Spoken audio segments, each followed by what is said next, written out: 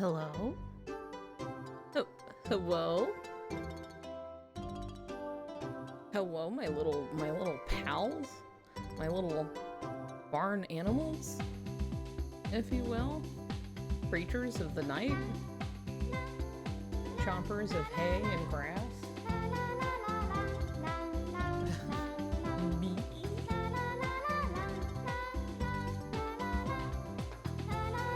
Hello, hi. Thank you. Thank you for the welcome back. I didn't realize exactly how long it had been. Granted, a lot of things were going on in between all of that. Lots of various things. None of them bad, but like, you know, just a lot of stuff happening. Hello, hello, hello. Let me hop over here. Hi. Hey, how's it going? I feel like the room's kind of messy. We got boxes and stuff over here. We've been, like I said, been doing a lot. Hi, hello. Welcome back, everybody. The last time I streamed was on the 16th of last month, which is a while ago. And I think it was, let's see, I'm trying to recall everything. We had, I went up to Vancouver, Canada, went up to Canada, went to VanCaf. I think that's the last thing I'm trying to, I can't remember dates very well, and it's been a minute, so I'm like, was that must have been, right? Yeah, because it was like, well, thank you for the follow. It was, yeah. No, that makes sense, because it was towards, like, the end of, last month. Am I okay? Oh, I'm fine. I'm totally fine. Let me be clear. Everything's cool. Me trying to remember dates is just a normal struggle, unfortunately.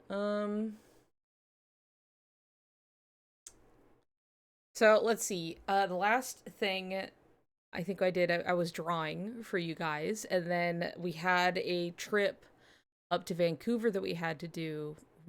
My partner had a table at VanCaf. We sold there. I had a fun time in Vancouver with friends. I got to go to a really cool hot pot place. I got to meet Shannon in person. We hung out for a day. That was fun.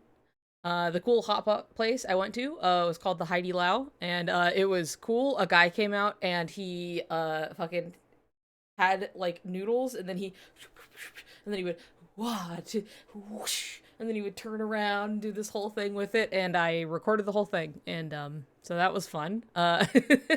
So we did that. Walked around Vancouver quite a bit, just met with some friends. You know, it was a nice trip. Ate a lot of tasty food. I tried Tim Hortons for the first time, and I had to like cast my judgment, okay? Like I needed to know for myself. Okay, there were so many good food options, and I was like, I am here. I need to go try Tim Hortons, okay? The verdict on Tim Hortons is it's fine. Um I've had okay, it sits in a really specific place because no, DoorDash, not now. Not when I'm talking about Tim Hortons. Okay, because I've had people in the past talk to me about Tim Hortons, and they're like, Timmy's is so good. It's the best, okay? It's better than McDonald's. It's better than, or like, not even so much the McDonald's comparison, but usually it was like the donuts talk would come up. And I'd be like, yeah, I really like Krispy Kreme. And people would be like, Tim Hortons is better. And I was just like, I don't know, maybe, I guess. Have you tried the Krispy Kreme? It's really good. um, Not that I'm just a shill for a company, but I do really like Krispy Kreme, okay? I'm a sucker for the light, fluffy, like I'm eating a cloud of sugar. It's really good. um, Also, their cake donuts fucking rule. They're like one of my favorites. Anyway, so I got to go to Tim Hortons, and here's the thing: Tim Hortons is not really comparable to Krispy Kreme. It's also not terribly comparable to McDonald's, but I would edge more towards McDonald's than I would Krispy Kreme. You have to understand, Krispy Kreme is a donut place. All they do is donuts all day. Like, sometimes they offer a little bit of coffee, just they offer like drinks to go with primarily the donut. Okay? That's all they do. Donuts. Tim Hortons, on the other hand, is like, it is just a breakfast fast food place. That's just what it is, okay? You can get coffee, you can get all sorts of little drinky poos, you can get donuts. I had a very weird donut. Strange experience with this maple donut I had at the Tim Hortons. You can get breakfast sandwiches, and they kind of just sell this stuff all the time, right? Where McDonald's is like, okay, breakfast stuff, but only at this time of the day, and that's kind of like an add-on to what is otherwise they are here to sell burgers, right?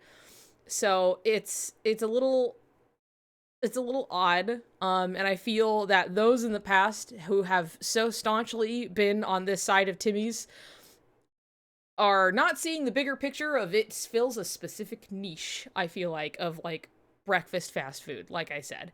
And that's kind of all it does. I had a coffee kind of slushy milkshake thing, and it was fucking incredible. That drink kicked my ass. It was so good. It was so like, I was like, oh god, and I just sucked it down. The donut I had was strange. It was not bad, but it was, look, the only way I can describe this donut is that it was dusty. It was dusty on the outside, but not as if it had been sitting so long it had collected dust. Not like actual dust. I can just only describe, like, there was, donut, and then there's icing on the donut, and it was just maple, but the actual, like, bread donut part, it was, like, so flaky in a way that it felt like a fine dust. And I don't know if it was just that donut or that place I got it from or what it was. It was just so strange. It was like the driest outside, because inside the donut it was okay. It was okay. It was fine, It was a bit more bready. I'm not as big on like really bready donuts because I don't really like bread that much is the thing. And where like the Krispy Kreme donuts, they are glazed literally like all over, like the whole fucking thing. And then they're like air inside. And they're really good. But this is just like, okay, we got a big glob of fucking maple on it, and then just the driest, crumbliest outside. And it was okay. It was fine. It was not anything to write home about, I guess, but it wasn't actively bad. I had a sandwich on the other hand, though, that I actually am surprised I didn't like. It takes a lot for me to not like food, okay? I'm not to say that, like, I'm not discerning per se, and that I'll eat even, like, garbage. I'm just saying most things, like, have something to offer. And this was, like, just everything either fell, like, mid to lower. And I tried, let's see, what was it? It was like a steak and egg sandwich, which was like a little whatever breakfast sandwich. I didn't really like the bread. I didn't like the steak, but this was like fast food. This all hit a bar of like, okay, this is fast food steak. It was whatever. How close is Krispy Kreme to your house? It's like not far. It's like spitting distance. It's like a 10-minute drive. The Krispy Kreme is like right near here. So, and did you know, Krispy Kreme at usually about an hour before they close, whenever they're set to close, they sell all of their donuts for like half off just to get them out for the night. Hot tip. You can go in there and get some really cheap donuts at like 11 at night or whenever the fuck they're closing. So, anyway, I got one of the sandwiches. It was like, and then and I love mayonnaise, and I fucking love mayonnaise. Okay, you have to understand. And it had a mayonnaise on it that was like really sweet in a way that tasted bad. It was not good. It was like overwhelming, and I was not into it at the end. Where I could be like, yeah, I could see like a bit of egg, a little bit of mayo, and like meat. I could see that, sure. But it did not fucking sync up this sandwich. It was not good. And then I did try, because I wanted the standard comparison, right? I wanted, a breakfast sausage sandwich with cheese, something like that. Just like sausage, egg, cheese on like a muffin, McMuffin bullshit, right? For comparison. And my partner got one, and I tried it, and the sausage was so bland. It was so bland. What's your favorite mayo? I guess the Best Foods brand is that's usually what we get. Anything that's like mayonnaise, but it's listed as salad dressing, has hurt me, and I don't want anything to do with it. It's like, it can be cheap. It's like sweeter in a way. And it's not good. Okay, I don't like it. It's almost like it's like plasticky. Okay, if you want to know what Japan does to their mayo, is that mayonnaise is made out of oil, eggs, and some herbs and spices, basically. That's all that mayonnaise really is. It's literally just oil and eggs whipped up. Japan uses the egg yolks specifically in their mayonnaise, which gives it a bit more of like a richer kind of taste and feel to it, where I think we use egg whites specifically. So that's how theirs is a little different. Also, Astral, thank you for the subscription.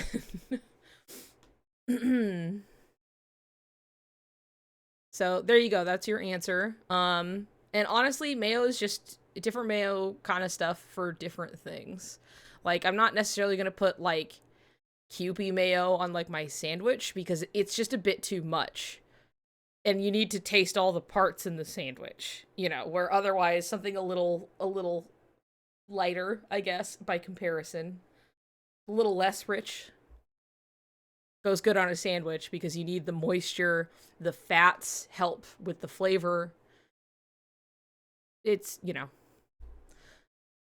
last time I ate mayo, it jump scared me in my sushi. In your sushi?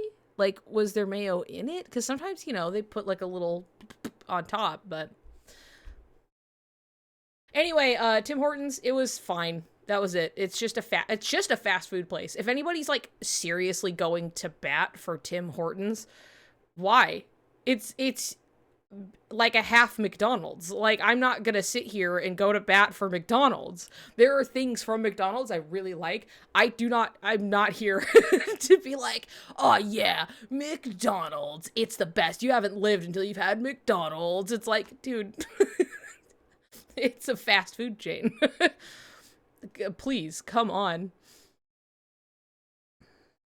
Sorry, I don't know Mr. Horton. I don't know this man. It's okay. Oh, we also got, okay, and this is their fries are good. I didn't even. Oh, McDonald's. I mean, McDonald's, it does have good stuff. I do like things from McDonald's. It's not to say that I'm just not gonna go to bat for a fucking fast food chain. You know what I mean? I'm gonna play a little tunes. So there's some music in the background while I speak. Anyway, we got the donut bites. Those were definitely a lot better than the donut I had, probably because it had moisture all over it from icing, so that really helped. Are you so hungry? I'm so sorry. I do love to talk about food, though. I love food. What can I say? McDonald's tastes the best between 10 p.m. and 6 a.m. Yeah, I'd agree. Thinking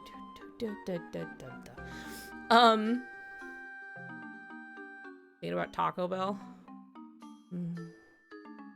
I miss Dunkin' Donut Munchkins. I haven't had some in years. I've never I have never had anything from Dunkin' Donuts that made me go, I want some Dunkin' Donuts. Like, it's never happened to me. Not fucking once. And like, we used to go enough, my mom would like to go and get donuts and things, right? I'm not unfamiliar with it, but it was never, I just never had ever, like, any Dunkin' Donuts fucking anything that made me go, God, I really want to go to Dunkin' Donuts for that thing they do so good. Like, it never has happened to me. We have a Dunkin' Donuts Baskin Robbins combo. Damn, now, if that ain't a temptation wrapped into one. We used to have a drive-through Baskin Robbins. It was just like a little fucking building in the middle of a parking lot. And every time we were like over there for some other thing, we would always have to drive on through the conveniently placed little Baskin Robbins and get some ice cream, and then my partner Jess would eat it all before we got home and then would kind of just go insane. So, and now it all got rolled over, and now there's a bunch of shops over there. So no Baskin Robbins over there anymore, but hey, they got a sushi belt, so that's pretty cool. To be honest, I'm not a fan of Dunkin' Donuts either. It's just Munchkins. Yeah, that's fair. I don't really like Dunkin'. Sometimes just for their ice milk. Hey, look, I'm saying, like, I agree that I think everything, like, there's usually a reason that something, you know, becomes like a chain. It does something well to some degree that appeals to people in different ways, right? Everything has something to offer. I think the thing that always gets me is when people can't, like, they won't recognize that maybe it's just like their specific experience, or that they just happen to like something the way this place does it, instead of it just being the best place on planet fucking Earth. Like, look, I really like me a Whopper.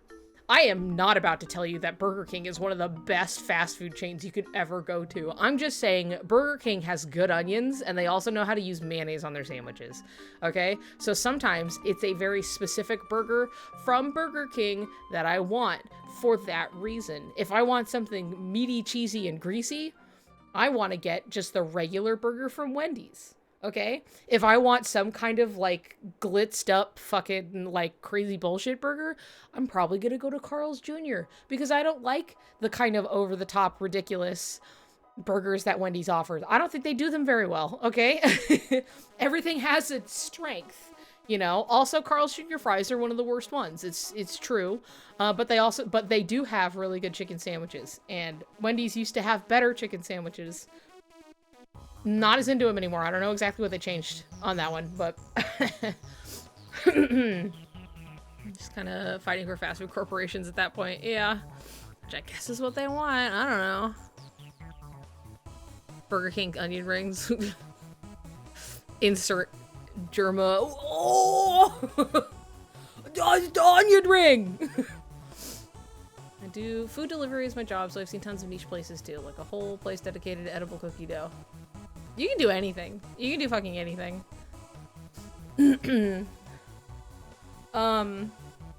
Though I will shill for Burgerville every time, which is a local burger chain that very specifically supplies itself from local places, and they do seasonal foods, and they just had lightly breaded asparagus, and it was fucking incredible. I mean, Jesus Christ. Phlegm. Isn't that cool? Anyway, what was I just saying? Oh no, anyway, Burgerville is good. The asparagus is really good. But oh, crumble. We have crumble cookies here too. They're okay. They sometimes, some cookies are really good, but their stuff is really doughy in a way that I don't like. It really depends on the cookie. It's just some are a lot better than others. That's all.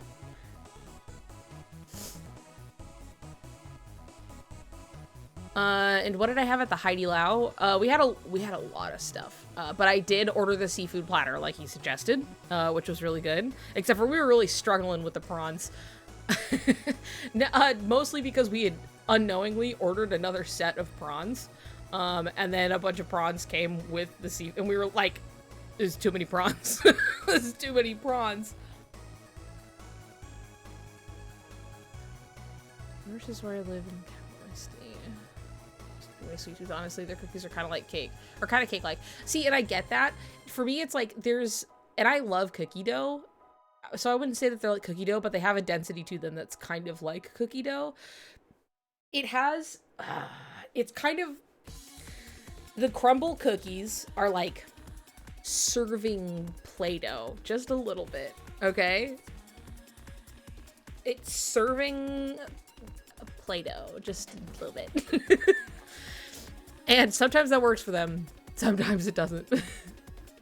So, but I think their chilled cookies are really good. I think that's when they work out the best, is when they're chilled. So, I could talk about food all fucking day, I'm sorry. Like it tastes like it or looks like it? Both. Just a little bit. Not as salty, but there's just something about it that has this kind of like raw dough taste to it a little bit. It's just odd, I guess. I don't know. Crumbles, okay. They're fine, you know? They have things that work. So other things that happened while I was away. We had our whole trip. Immediately after I got back from said trip with Van Calf and walking around Vancouver, I got sick. Not COVID, thankfully. I also was the only one in the entire group and everybody I saw who got sick. So I'm not sure who or what. Here's the thing. Here are general rules that have always applied, except this one time they didn't. I don't burn that easily. I know, shocking. I'm like really pink white. You know, I am a white person. I am incredibly pink. Okay, you can see the blood in me. You touch me and you will leave marks. Like, I am really pale, okay? And I just don't often burn that easy. I don't know what it is. It just doesn't really happen. I got sunburned on my face like an idiot while walking around Vancouver, and I was like the only one. And I had sunscreen available to me, and I didn't put it on because I never really did. And then I was the only one who got burned. But I was out and about for like hours, so whatever. Okay, so I got sunburned, and then I'm usually not the person to get sick. And when I am sick, it's over pretty fast. And thankfully, this did not stick around that long. But I somehow was the only person in the group to get sick. But also, I managed to not get anybody else sick with it once we were home. So I just sat around and wore my mask because I was like, I don't want to run the risk if it is COVID and it's just kind of showing up slowly. You know, I just didn't want to risk it. So I had to sleep in here in the office. And hurt my neck. So that was fun because I just kept not getting the right pillow and I just kept hurting my neck. And then anytime I left the room, I was just wearing my mask around the house, which was annoying because not because I hate wearing a mask so much as like I was already kind of sweating it up and it was just making my face moist and that wasn't fun. So anyway, continued not streaming because I was sick immediately after getting back for like that week. And then when I was finally feeling okay, I had to prepare and clean the house because I was about to have guests soon. So, Claude is here, has returned for a short time, which is very exciting. We all love Claude.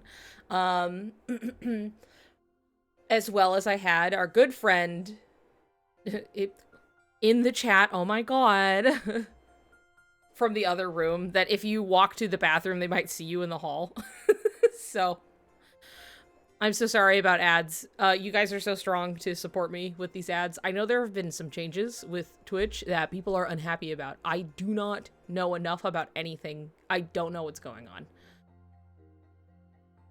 I'm glad it was short. I'm glad it was short at least. But I don't know what changes are happening with... It was a Transformers ad? Hey, okay, wait, I can't get into it right now, but watching the Summer Game Fest earlier, and it was like Fortnite, and I said this aloud.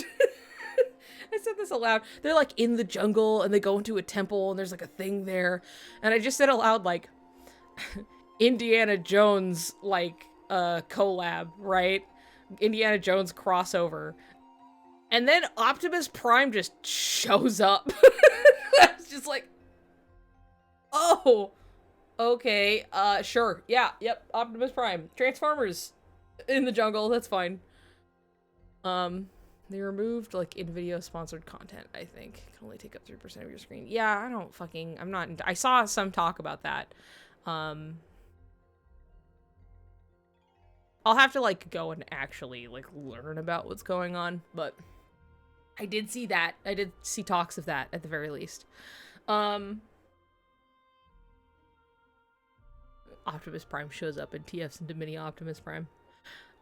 What was I saying? All right, I got sick, and then I had to clean the house, which I did, and it took some time because I was using our fancy-pantsy little Dyson vacuum, but it runs on a battery. And so every time I, like, clean one floor, that shit dies. And so I also had to, like, vacuum the stairs, of which we have 2 sets of stairs inside our house. So it was a lot of vacuuming, and up here, and cleaning a lot of other things, and dusting, and laundry, and whatever. I was just cleaning the house down, right? So that was a little bit of time. And then Claude's here. And then we had our buddy Toppy, our good pal Toppy, who, you know, some people I'm sure have seen their stuff around. They've been a little offline for a bit, but Toppy is great. Hung out for a while. It was Claude's birthday. Everybody say happy birthday, Claude. So that was fun. And then we saw Spider-Verse. So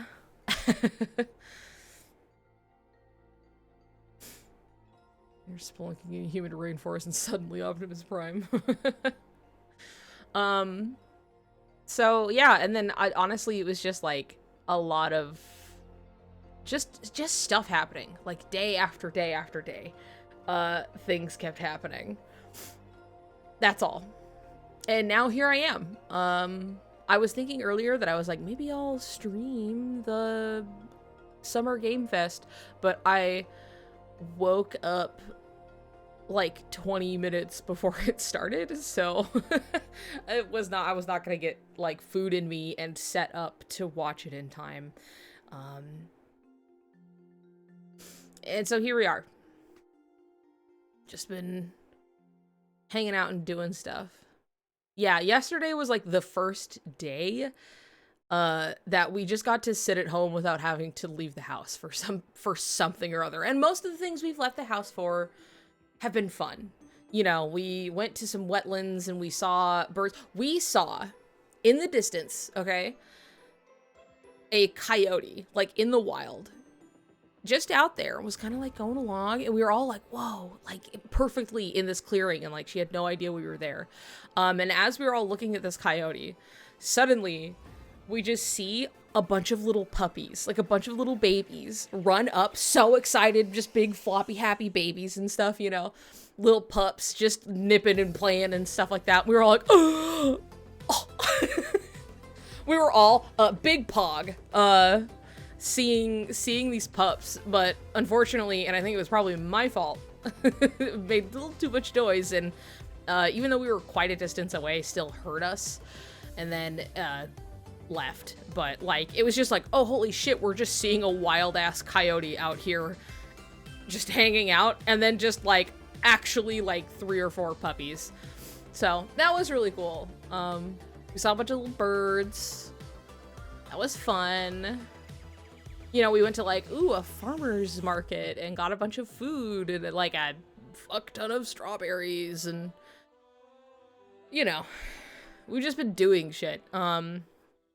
But yeah, we did go see Spider-Verse with just a whole bunch of us. We basically bought out like an entire row at the theater to go see Spider-Verse. And gee, I do be thinking about it. I'm not gonna discuss it too much because, you know, I do want people to have time to go see it, and I do think it's something that's best just seen. But I will say one thing that like I saw somebody speak about it in very vague terms before I went in, and it was just like, oh yeah, you know, one of the characters being trans, and I was like, huh, did they, like, because there's obviously a pretty extensive cast come this movie, whether they're smaller characters or not, and I had assumed that it would be some new character or something that would be like cool, like a trans character. That's really exciting. I can't wait to see. Oh, it was a lot bigger than that.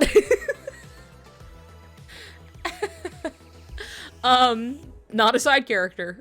I could say that much. There's a lot of very obvious color coding, but on top of the color coding, there are literally trans flags, like, within the scene, like, in multiple places. So,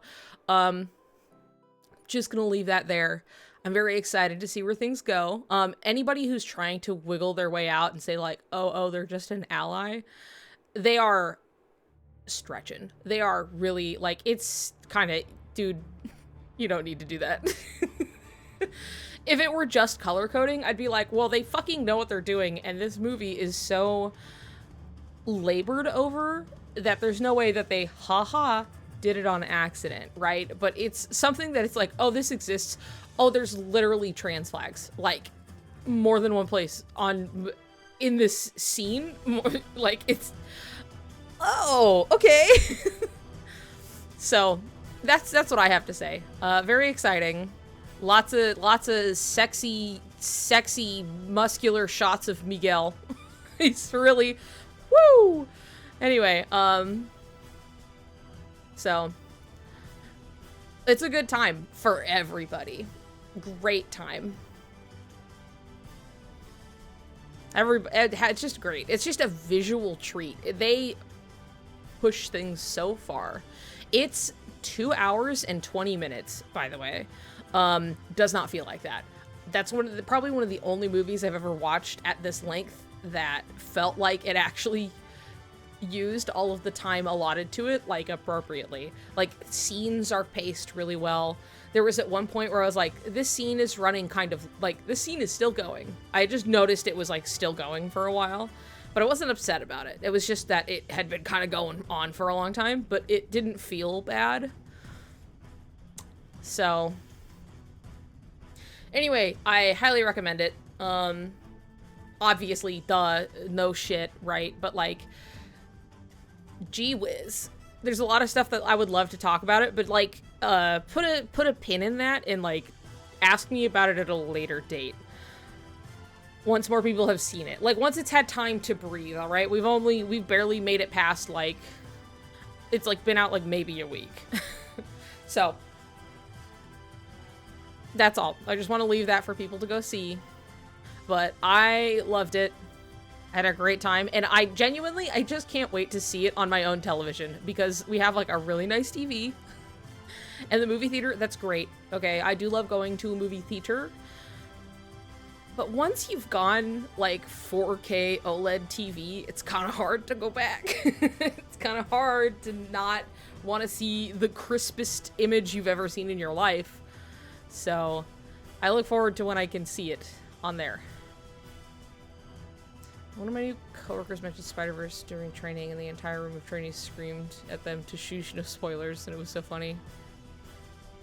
Speaking of Indiana Jones, are you going to see that when it comes out? I have never watched any Indiana Jones movie in my life. That's just how it's happened, basically. I've just never managed to actually watch it. I might, just for the sake of being like, cool, I've seen it. I'm bad at consuming media. That's the thing. It's like, I've always been really bad about sitting my ass down to, like, watch or read something. But skip the fourth? Okay. That's the Crystal Skull or something, right? Like, that was one where they were like, they brought in, because there's like the trilogy. I know that much. And then there was like the new one they did way later. And then, does it have Shia LaBeouf in it? Have you done a full setup on your OLED 4K TV to make it good for you? What do you mean? I mean, yeah, we've had the TV for a while, and we've definitely changed the settings. It's the only one I've seen. The fun watch, but yeah, I mean, going in with that understanding, that's Shia LaBeouf is his son. Neurodivergent brain makes it hard to consume media. It's true. Either you are spoiler, I don't give a shit. I do not care. Yeah, anyway. Bad brain makes it hard unless one thing captures brain so hard I don't stop thinking about it for 5 years. So, you know. Well, I've heard there's weird settings you gotta turn off to make the display good. Oh, yeah, no, that's true. Because they have a lot of, like, you know, it's like motion smoothing and, like, other shit like that that's supposed to be like, ooh, it makes it look so... No, no, turn that shit off. Turn it off. It's awful. It makes it look like dog shit. Don't worry. We've all been through it before. Sorry, I dropped that bomb on you. Shia LaBeouf's inclusion in Indiana Jones. You should watch this. I will need to speak with ADHD Council about this. Likely won't get an answer for another 3 months. See, it's something that it's like, if I'm to consume something, it kind of has to happen in that moment. If someone were like, you gotta watch this movie sometime, I'd be like, yes, and I mean it. I'm like, yeah, okay, cool, that sounds great. If someone, but like, it'll never happen, right? Maybe I'll remember, I'll be like, oh yeah, I should watch that movie. Like, you know, if it comes up and it's like, so-and-so said I should check this movie out. It won't get much farther than that. Like, it's just an idea and it stays there, unless, okay, somebody comes in. And they come in with a proposal. They're like, hey, do you want to come watch this movie with me right now? And I'd be like, yeah, okay, let's go. Like, it has to be like the action is already happening. And it's just like, let's do it. And I'd be like, oh, sure, okay, yeah, let's do it. That's usually where it hinges, is that it's something that's already happening.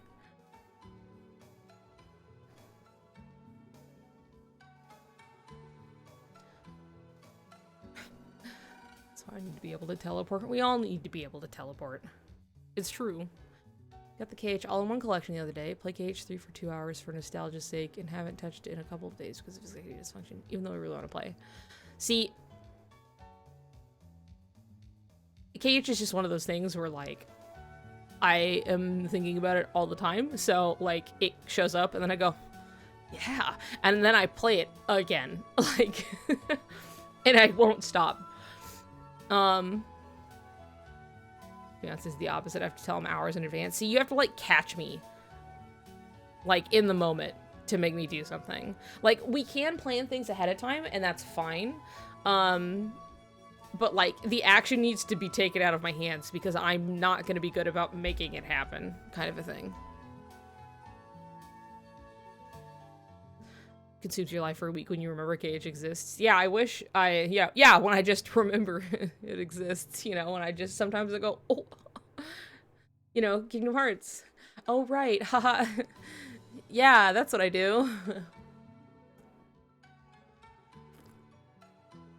Yeah, I just, like, just pops in my head sometimes, you know, not every day or anything. Not all the time. It's not literally just, like, spread all over in front of me. I don't even think it goes under. Like, for me, it's, like, literally, like, a constant. It's, you know, a condition. No. Consumed me since 2002. I was 11, and it never left. Yeah, that's fair. I mean, I know, I'm not saying that it's just like, oh, mine's more constant than yours. No, it's just, like, it's literally, like, every single day. I'm like, and I think about it. And then I do something else, and then in the downtime, I'm, like, eating my food, and I'm, like, thinking about it. It's just, like, background noise in my brain at all times of the day. It's hard to explain.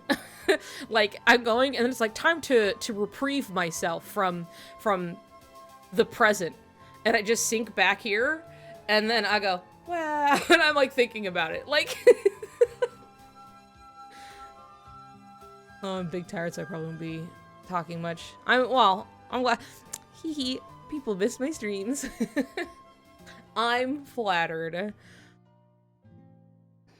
3 hours a day going through 2 characters' boss moves and comparing them. I love that. See, I love doing that shit. If they made Kingdom Hearts gummy ship multivitamins, would you buy them? Absolutely. I would buy one I would never open, and then I would buy another that I would eat.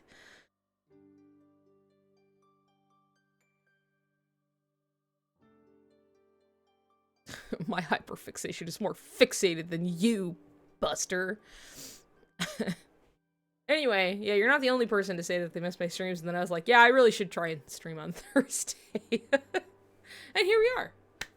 So, even though it's all a little messy, oh, here's some fun news. One of my roommates, one of my pals, is moving into his own place, soon enough, right? And, he's been in the downstairs, like, room. It's supposed to be, like, that should be, like, the office kind of area. We've just been using it as a bedroom. But when he is leaving, I'm actually going to be moving all of this down there. So I'll have a new stream set up, and I'll have room to kind of put stuff on the walls and do whatever, I guess. New situation.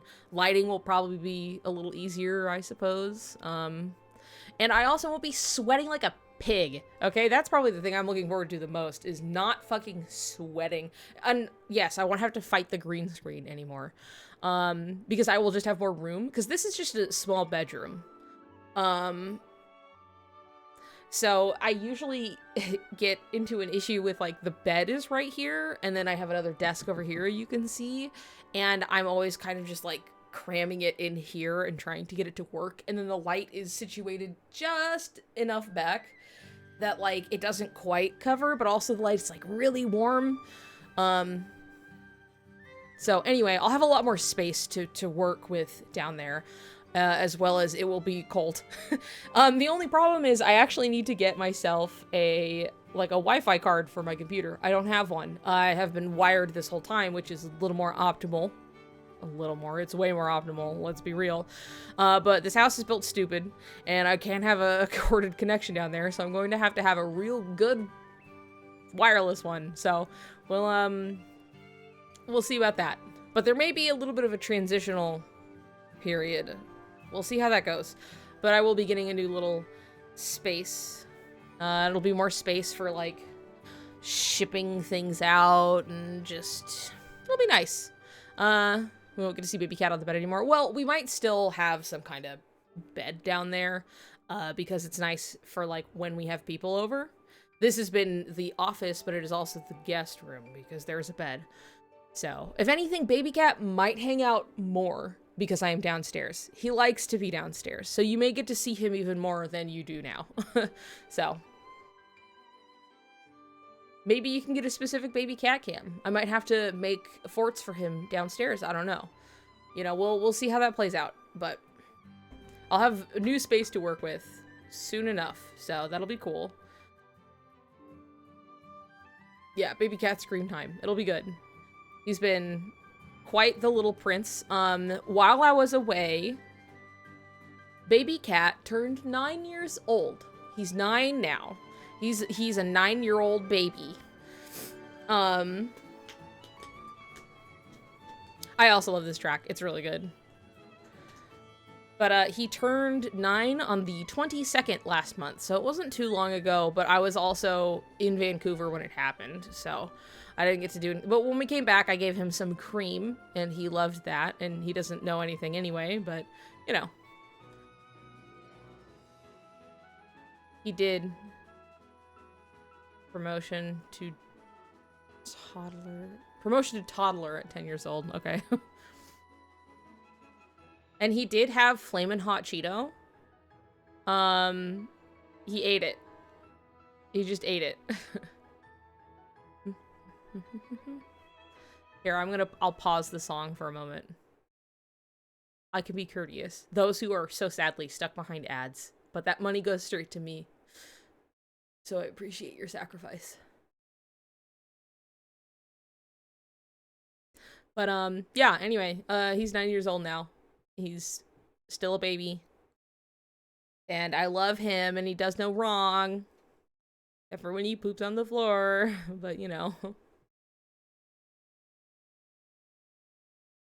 DoorDash, my nemesis. Yeah, he is a baby forever.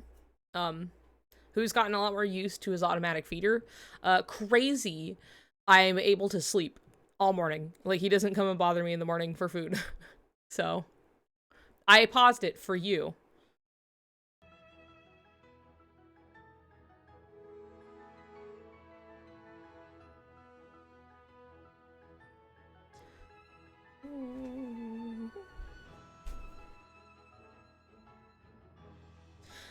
Anyway. See, I understand. You get a song in there and you really want to hear it. I also love the song, so. First day, when I was here, he was outside my door scratching at 10:30. Okay, yeah, that's true. I say in the morning, I mean 7 a.m. Sorry, that's what I'm talking about. I'm not getting woken up at 7 in the fucking morning. Waking up, like, he was scratching your door, and I do remember that. Because now he's like, oh, you're here? Fuck, feed me, please, I'm dying. But in the AMs, like, in the way, like, I get to sleep the whole time. It's crazy, so... That's nice, but he does really pitch a fit once he's starting to get to lunchtime, even though it's like 4 a.m., 8 a.m., 12 a.m., but that last stretch between 8 in the morning to 12, even though it's another 4 hours, God, he's struggling. He can't make it. So, that's annoying, but that's okay. I've been actually waking up pretty early because of the con schedule, so... You know, it works out.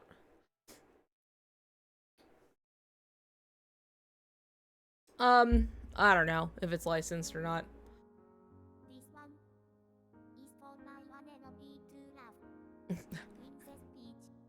Mm-hmm.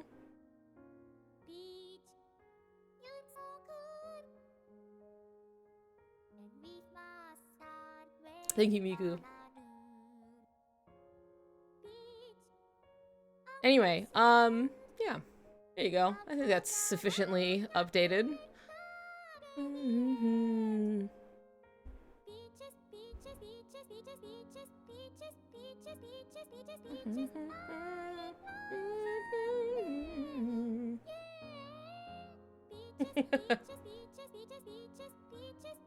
I still hear her singing bitches. She could do that.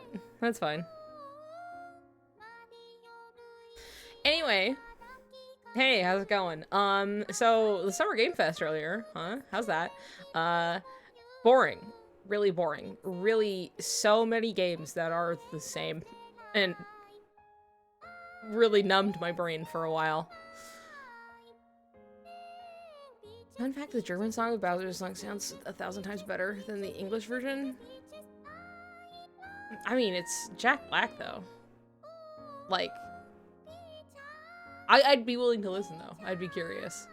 I'm just curious to hear, like, things in the other languages general. I want to hear the JP dub. Pretty bad.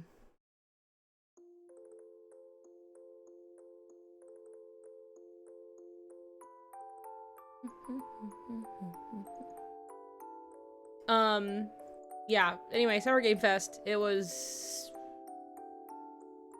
kind of exhausting, to be totally honest. The Final Fantasy VII part was probably the most exciting part. New Yakuza, or excuse me, Like a Dragon. 3 hours of mass-produced fantasy games with a realistic art style. Yeah. I commented in another server how well the music playing during game trailers was fantastic. The fact that these fantasy games kept having modern soundtracks really took me out of it. Yeah, I'm trying to... What was it I saw? What was it we were looking at? They were like, this is interesting, but who chose this fucking song for this trailer? What was that? It was weird. Oh, it was the... What was it? Is it Sandlands? Yeah, okay, yeah. And it was just there, and it was just playing, like, really, like, ill-fitting song to this whole trailer. And, like, I had thought to myself, I was like, why did they choose this song? What is this? And then my partner's just like, this is a weird song. And I was like, yeah, it's a strange pick. I don't know why they did this. It doesn't really fucking... Who made this trailer? But, yeah, a lot of it's just the same, like, American cinematic, like, fantasy video game. the same one over and over again. They all look the fucking same. And most of them are shooters. Even if you're just casting spells, it's a shooter still. Because, like, while I can appreciate taking the format of, like, I am firing a weapon, and you instead change it to be, like, interesting spells and, like, other mechanics and stuff like that. Like, I like that. That's cool. But, like, also, I've seen about 10 of these within the last hour, and I'm getting really tired. What stuns me is how boring combat levels look when you aren't interested at all in the game they're promoting. Yeah. So tired of hyper-realism. Just give me interesting art styles. Yeah, please. That's really all I'm asking for. We continued to watch the indie game showcase. That continued afterwards. And way more interesting. Just because they had games that were just like, I don't know, play as a little rover on Mars or whatever, and just like the whole game is built around trying to figure out how to pick something up and then like transport it somewhere. You can be a little ghost haunting things, exactly, with like really interesting art direction. There were quite a few that were actually like interesting, and I'm trying to remember. The sad part is, like, even in the indie show, yeah, a lot of them do have, like, similar art styles, but I would still, like, I just want a mix of things, you know? Like, you can have something be really realistic, you can have something be really cute and scribbly or very hand-drawn looking or whatever, right? But, like, can we just get some variety? You know, I would rather look at something where they, like, tried to make it some kind of visual style. I mean, okay, that's the wrong way to put that, because, like, saying everything has a visual style. I'm just really tired of the strictly, like, realistic, fantasy. I'm also tired of the same time, the same fucking sci-fi look over and over and over again. Warhammer is Warhammer. It can do whatever it wants, because it's just Warhammer. You know, it's always gonna look like that. It's always looked like that. They can do whatever they want, but like everything else, like trying to be the exact same fucking game, killing me. You're killing me. It's not that realism is bad, it's this that I always see that and it's kind of boring. Yeah, I mean, it's important to have a visual direction that helps tell your story. You know, it should, you know, it's another part of the storytelling process, and it can like aid it in that way. So it's rough when you just see something like chasing a trend more so, and all it does is remind you of the better version of the game that already exists, more or less. Which isn't to say that people shouldn't be able to make whatever they want, or even just like, that sounds more negative than I mean it to be, like copycat games or something. Because that's not what I want to call it, but I'm struggling to think of a way to describe it, right? But ones that are obviously inspired by and working off of the success of others, you know. But, like, people can make whatever they want, and I'm just happier that they're making something in the end. But that doesn't necessarily mean I'm going to be interested in it all the time, so... Okay, this is something I don't think we can listen to. That's like a song with lyrics from Disney. That's one that's not gonna fly. Video game soundtrack stuff, that's gonna be a little easier. Twitch might get upset, but YouTube probably won't. So I'll put that there, okay? If the song has lyrics, probably back off from it. That's my suggestion. The Miku cover was pushing it. And it might get a pass just because it's distorted enough because it's Miku. But we'll see. We'll see on that one. Anyway. There's still when we're coming. Cage 4, for example, is more realistic, but that's part of like the story. It is part of the story, but there is a way that you can make something realistic while still having like a particular stylistic direction in it. Bad Apple Toho count? No, you can put that in. That one's fine. I'm pretty sure. I don't think any large company's gonna come after me for fucking Toho music, so it's fine.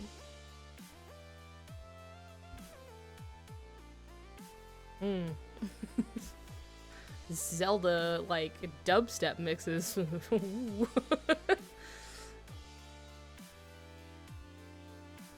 I'm back. It's 2013. Anyway.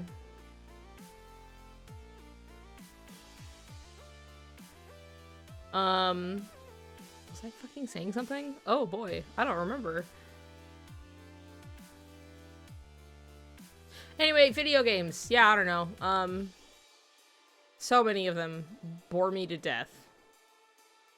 That's it. That's really all I've got to say. I love being tapped in to kind of just see what's going on, because you never know. You know, there might be something cool coming out. There's usually at least jokes that develop, and I like to just see what's going on, but so much of it is not for me.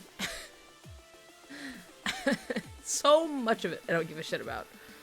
Oh, in the indie games, there was specifically that one that was like you're like Cocoon is what it was called, where you're like kind of a little bug guy, and there are like worlds within worlds within worlds, and then you can hop out and take the little orb that contains the world and use it in puzzles in the other world. And it's like, I can already see like how wild those puzzles are gonna get, and it's actually looks really cool.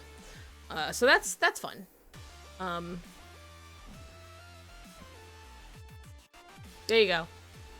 Nothing too terribly exciting. Oh, I guess, okay, right. Final Fantasy VII is here. I don't have a PS5. Love that it's on 2 discs. Love that we're going back to that time. And you know what? Maybe if, I like this because this opens the door to it being a possibility. On a larger scale, because one of the issues in KH3 was actually an issue of disk space. They were really struggling with disk space and had to pre-render and do some scenes and like make them just video files and stuff to try and save on space. And it was a bit of a struggle. I remember them talking about it. So it's something that, like, if the door is open, girls, for being able to have multiple discs, I just want KH4 to be the best thing that it can be. You know what I mean? So, like, if it's something that would need 2 discs, like, fuck yes. That just means more Kingdom Hearts, and that's what I want. Why some random cutscenes were pre-rendered. Yeah, that's literally the reason why. Like, Nomura talks about it in an interview where he's just kind of speaking on that. It's just like, yeah, that's one of the biggest struggles we're having right now, is that, like, we have too much shit and we only have so much space on the disc. So they have to, like, go through and, like, elect some things to just be cutscenes to help save on this. So, more video game per video game. Exactly.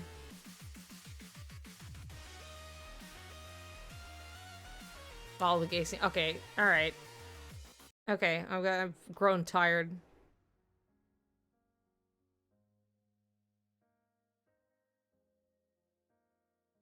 Hold on. We're gonna hear the German a little bit.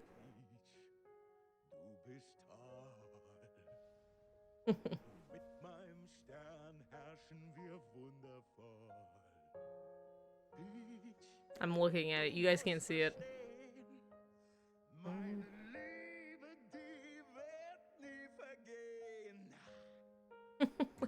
I mean, it is good, don't get me wrong. Final Fantasy is out of the way. We know. See, this is something that could get me in trouble. Yeah, I'm gonna keep going. We're gonna keep moving on. Not that I don't want to hear the whole thing. I'm just trying to play it smart.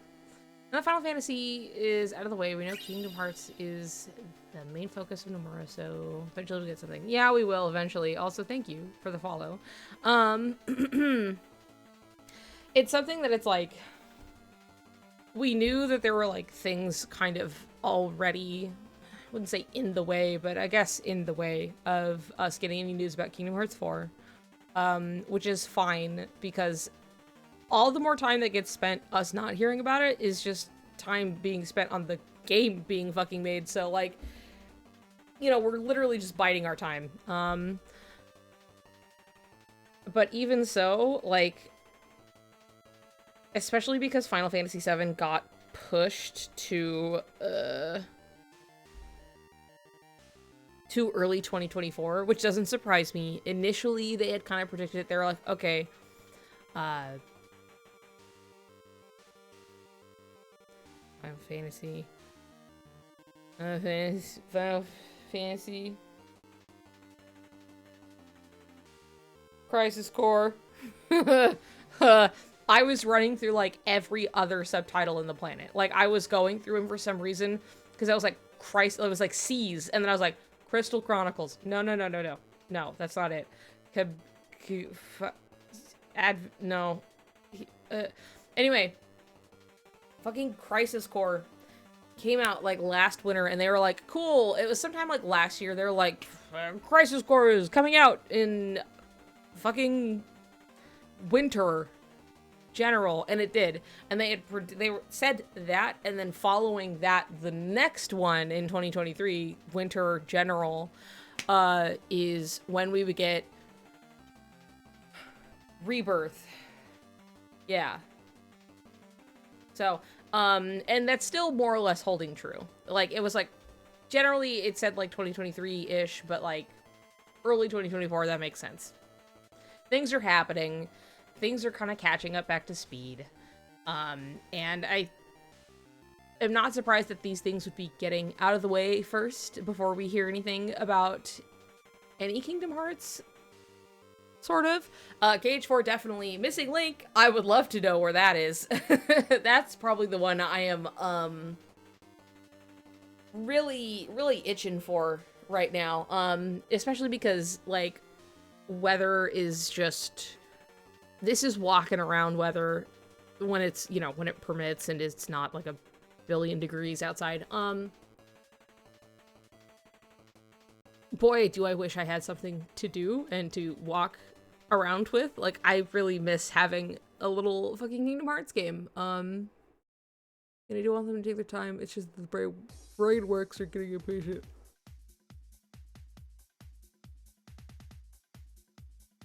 Can't go wrong with a little bit of bad apple. The brain works. The brain worms. Yeah, I probably should have figured that one out. I've never played a Toho game in my life. It's never happened.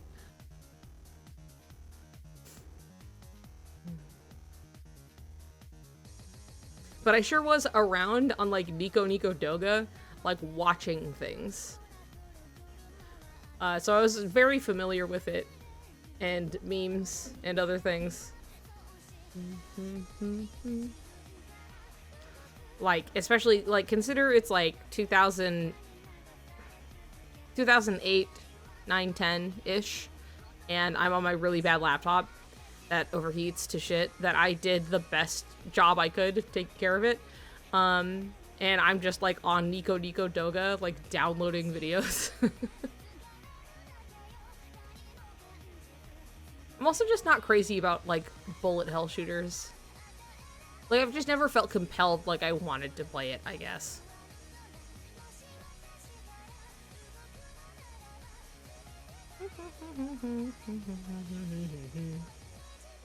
But anyway, it is what it is. It's Toho.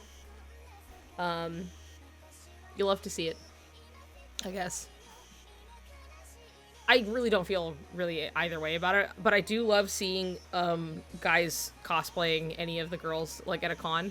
That was always just one of my favorites to see.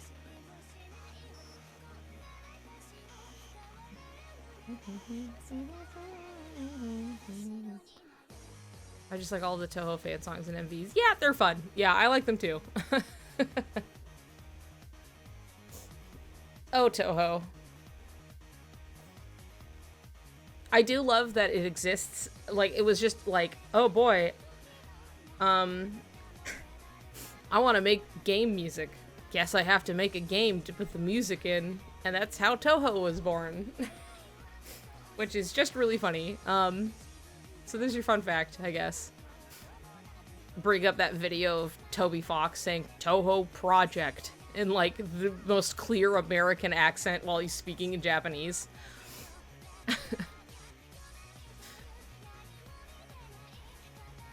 It's a good game. This is plural. Yeah.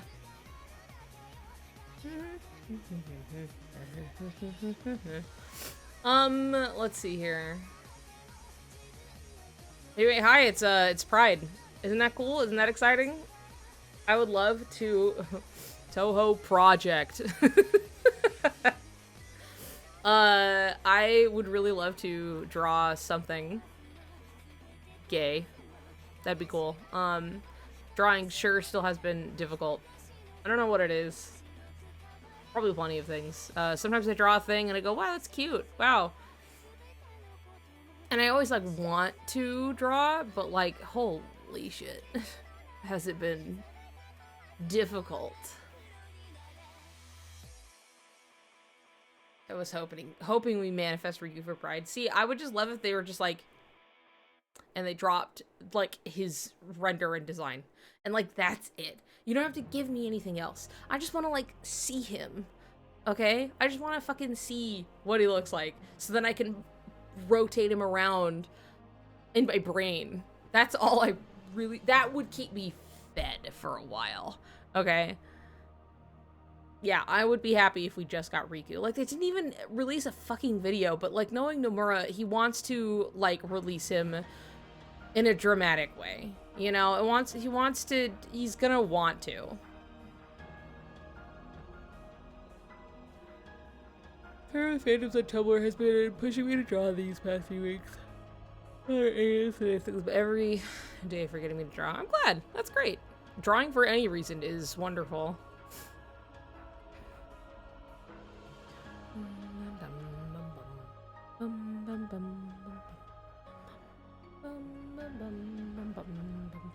I think there's just something about, like, this time of year. Like, I just remember, like,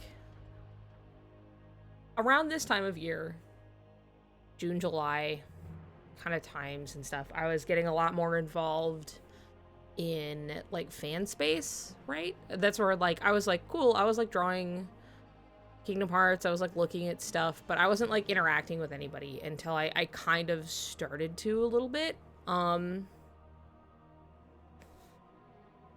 And so it's like, ooh, summertime is, like, something about it. Just, like, I think about, like, cucks, and I think about, like, having fun with pals and stuff, and, like, there's something looming on the horizon, because it was, like, the summertime before KH3 coming out in January, so there were several very exciting months leading up to it. So it's really, like, something about, like, right now, like, this time of year, like, this weather is making me go a little stir crazy. Like, I want to draw. I want to play a game. Like, specifically, I'm like, I would love to play Missing Link. I really miss Cucks. I would love to have some little thing that's just, like, a little constant in the background. You know, something I can do.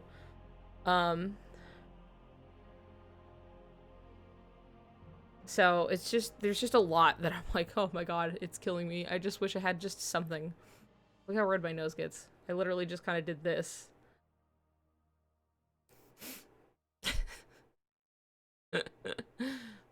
Spring to summer transition has always been weird. I don't know why. Started one of those 100 drawing challenges that I've been doing full poses to get better, but god, it's killing me. Hey, you will come out, like, it will be a struggle now, and you will just come out stronger on the other side. Even if you don't finish it. Doing any of that at all right now, hell yeah. I should probably do something like that. I need something more structured, I think, to help with art stuff. Because when it's just me going like, god, I want to draw, I should practice, I should do this. I want to draw just a simple little picture that I could color. I want to do this. Maybe I should draw hands. And it's just like a lot of like, and then I draw like a face, and then I go, I drew another face. And then I like go, and then I stop. Like, it's so, ooh, 100 swords is kind of a cute idea. Who keeps putting fucking Fentis into here? Why are you doing this to me? Why do you do this to me? I hear it, and I knew what it was. I just needed to finish what I needed to say. Why did it take 18 years to make Kingdom Hearts 3? It didn't. It took 5. That's the simple truth. It took 5 years to make Kingdom Hearts 3. There's just a misconception. Anyway, I'm gonna stop doing that. Nice.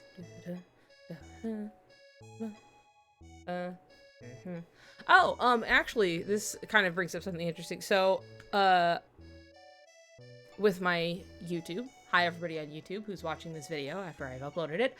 I've been getting a lot of, or more frequent, I've been seeing it build,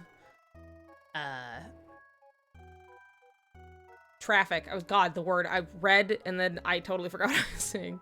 It's like a 13-year wait or something, but it's only 5 years in development. Yeah, if you're considering only from, like, KH2, which there were, like, 4 other fucking games that came out after KH2, so... There's, like, an idea, but, like, people have to recognize that their own developed misconception about it.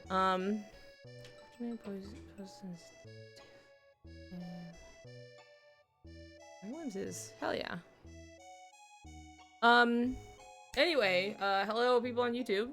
I've been seeing increased traffic, I guess, discussion, people finding my little videos and watching, talking about them and stuff, and it's just been real nice. So, why did it take 13 years for wait? It only took 13 years because you didn't pay attention to the other games that came out. And then when they announced it, and then there's a lot going on there. A lot of shit that went down.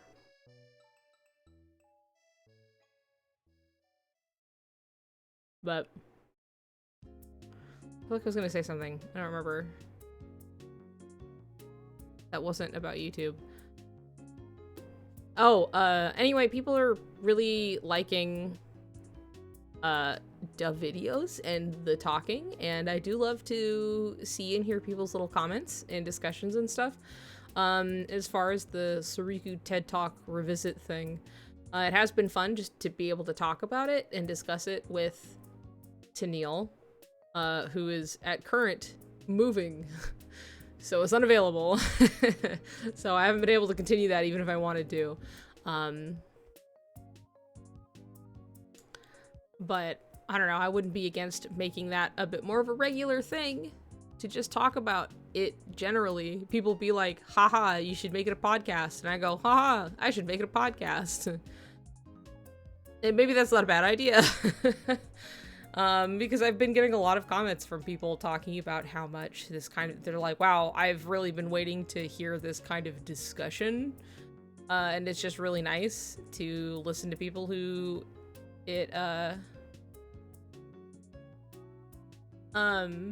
nice to just listen to people who have like a different perspective, for sure, I think, than just the regular people you have available to you on YouTube. Also, I looked it up and it says because Square Enix had to revamp its whole game engine since the one they were using was outdated. That's a part of it, yes. They did have a whole big upheaval of a lot of projects, actually. There are a lot of other games at the same time that took a very long time to come out, which I think is important to remember. People forget how much, because I think we've moved past it enough, but just like Final Fantasy 15 as a whole thing, taking all of everything it went through to become what it was, and then even after it was kind of already moving that direction, it took a long time to get there. This affected a lot of projects, Kingdom Hearts 3 included, and then Kingdom Hearts 3 had to learn on an entirely new engine that they had never used before, and then after a year's worth of work, it got totally scrapped, and then they had to work on it from the ground up. Like, there's a lot of shit that went down. Anyway, use a whole podcast of Suriku discussion would feed my brain. Oh, the brain works again. Yeah, how are they working out? Diverse Suriku podcast going deep into queer analysis of the whole series would be awesome.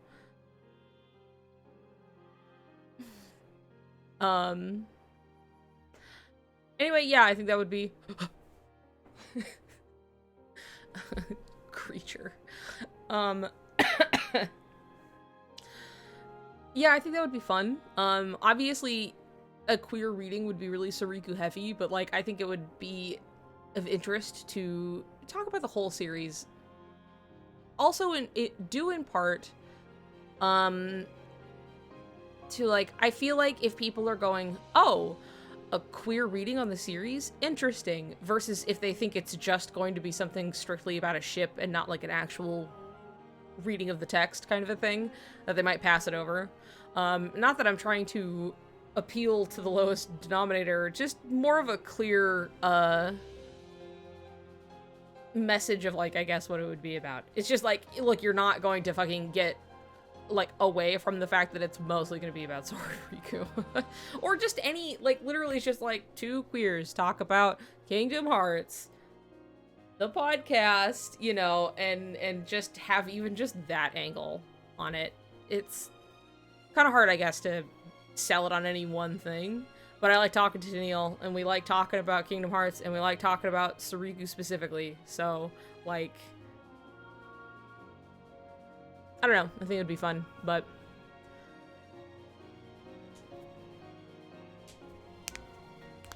also, inevitably, that comes with talking about so much in the series. Hi.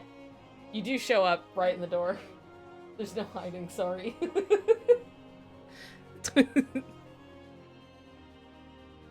So much fun to hear y'all talk about it in depth. I'm glad. I love to talk about it in depth. I also, there were like other things that like, I know I'm saying these words. I don't remember everything I say, so, Gameplay isn't an official thing, just a fan. They could totally steal it for the podcast name. You're so right. You're so right. That's a good idea. Oh, right. I don't remember everything I say, so when people mention things, look, if you're watching a thing and you want to talk about a thing, if you timestamp it, that helps me a lot, because then I could see what the fuck I said. But also, I saw somebody else talking about, like, us talking about how people treat, like, oh, they don't know what they're doing. Oh, you know, like, this general, like, idea that is just like, oh, it's so an accident. Japan has no idea what they're doing. And talking about how she's like, yeah, that's kind of racist, actually. Like, this racist mindset. Of, like, basically writing off an entire, like, people and country to just not have any idea what makes a story seem really gay on accident. Like, oh, oops, we didn't know. You know, it's so... But then somebody was just like, I'm really happy that you said that, actually, because, like, that's something that I've heard a lot, and, like, you know, it's something that's, like, affected me, you know, and, like, it's just, like, I'm just glad that, like, you guys said it. That really makes me feel better, and I was just like, oh, yeah, of course. I think that's something that's really important to consider. Like, I don't know.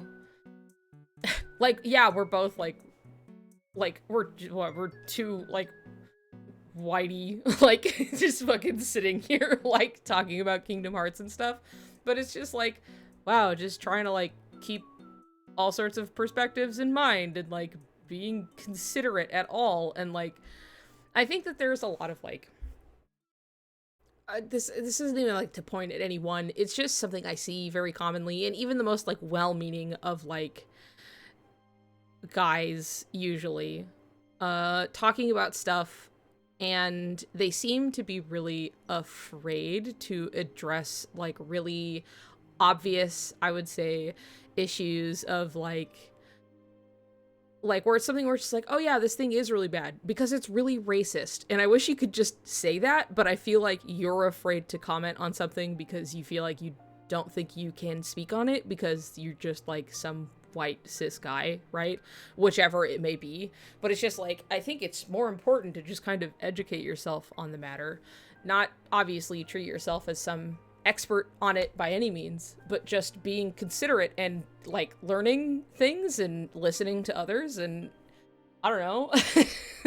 Just stuff like that. I don't know. I find it really important to just be able to talk about and call on, I suppose. To just be like, hey man, talking about it like this is just kind of racist. Anyway, moving on.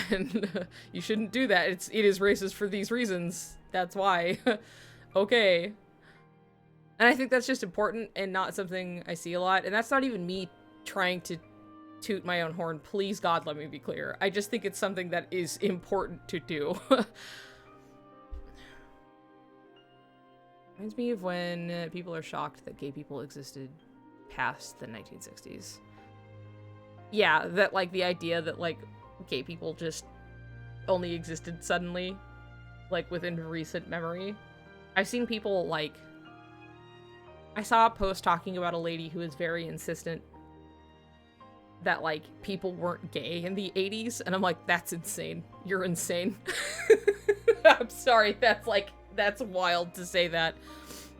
If you're a white cis man, you're probably the second best kind of person to tell people, hey man, that ain't cool. Yeah, I think that's actually really true, and that it's like, especially like, you're going to find yourself in a position more often than not as like a white cis man to be in spaces where other people may think that this kind of thing is okay.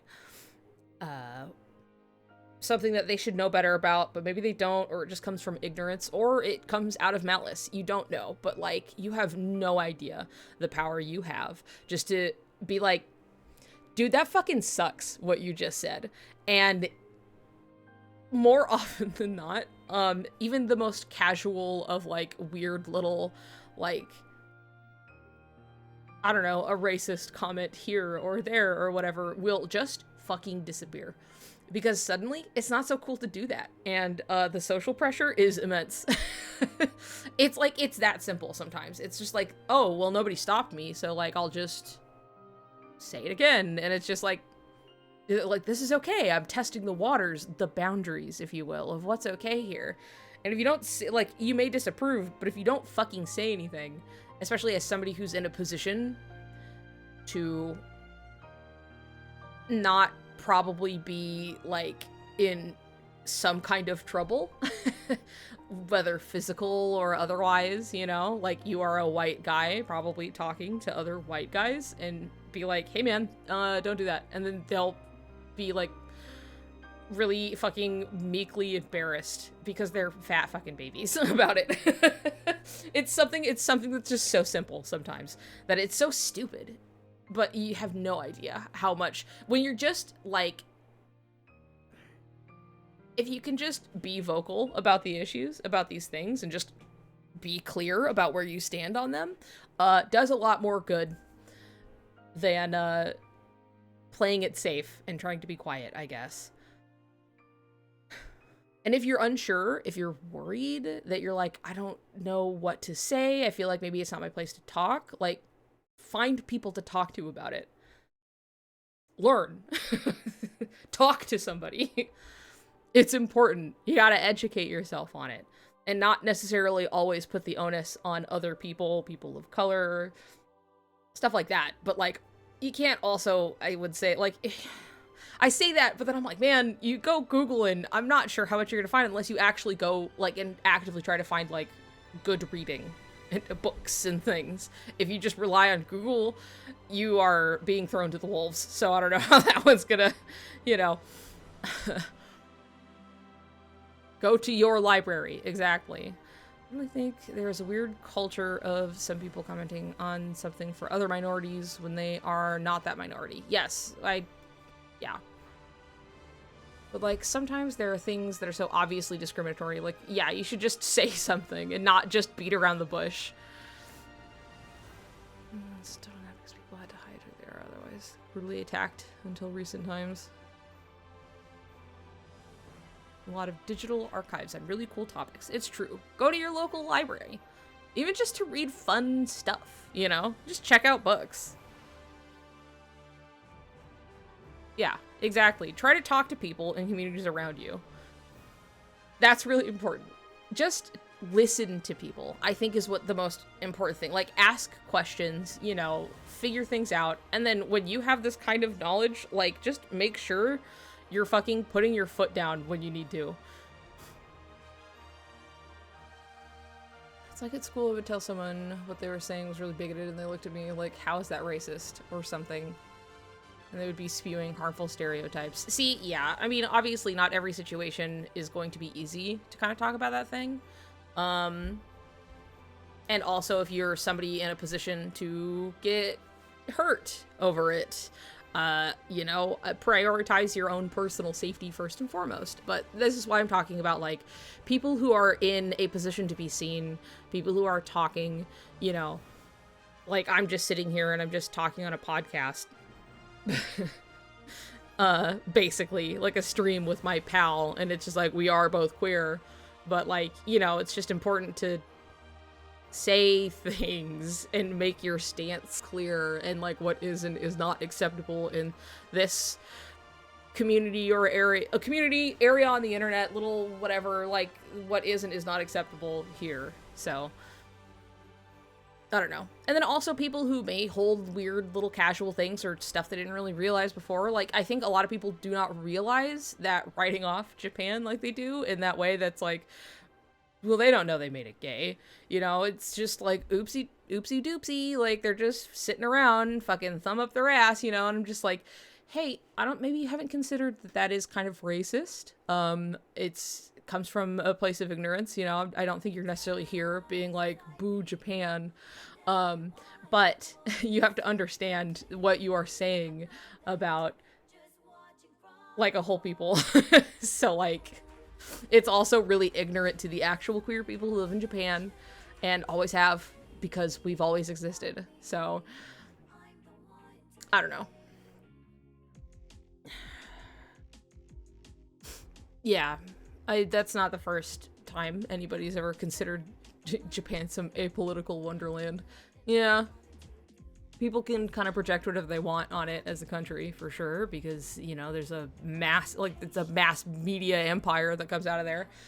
And people go, ooh, anime. I love my anime. I'm gonna go to Japan. And it's just like, dude, people are just living their fucking lives. It's just a place like anywhere else. Specific events around the world really discouraged me recently. Got me hiding deeper in the closet as of late. I don't blame you. It's a little rough out there. I'd like to bring up one thing that I saw that I was like, that's a really interesting angle with some recent bills that have been passed. Really funny that, like, this song playing for, like, an explicitly trans character is playing right now. But, you know, anti-drag bills and things that have been happening. I know there was a stink with a con, I think, in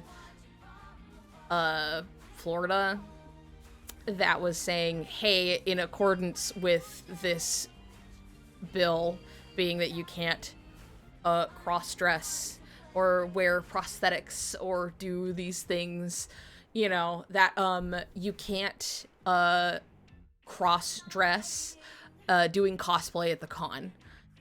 Which is like, suddenly it's like, oh yeah, people cosplay, and this would fall under that kind of thing, which is stupid as fuck. It's so dumb. It's dumb as hell, and everybody pretty much immediately booed this con off the stage, and then they said, never mind, cosplay is fine, and we're not gonna bend to the law anymore.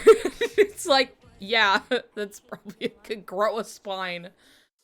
But as much as this is very spooky and terrible, it's also an incredibly unwieldy law that does things to people who have nothing to do with this very broad generalization that they want to nab for drag.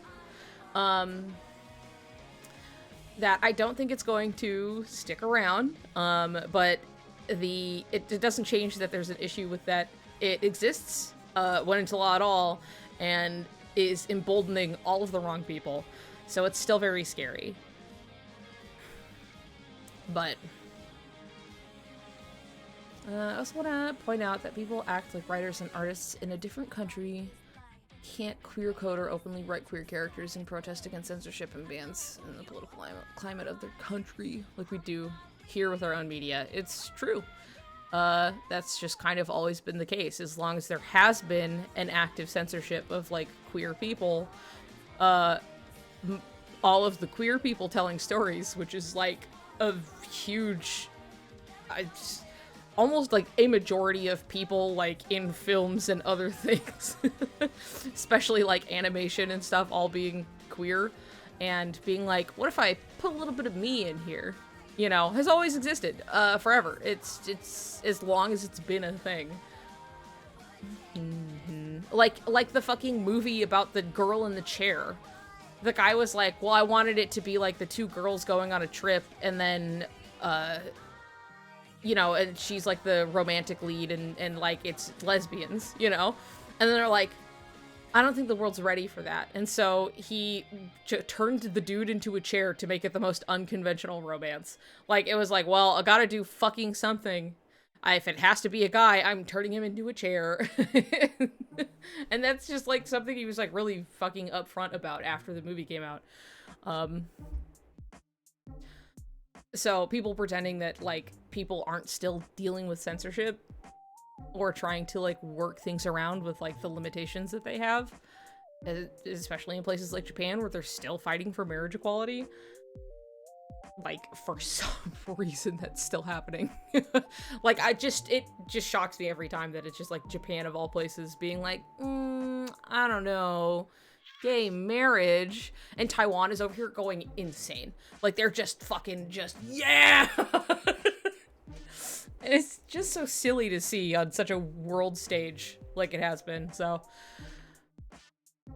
Yes, the portrayal of Germany in media is also something that is similar to Japan in anime, since I bet most people who hear Germany just think of war or beer, since that's a portrayal of Germany in media then again. I mean, I think this happens to basically every country.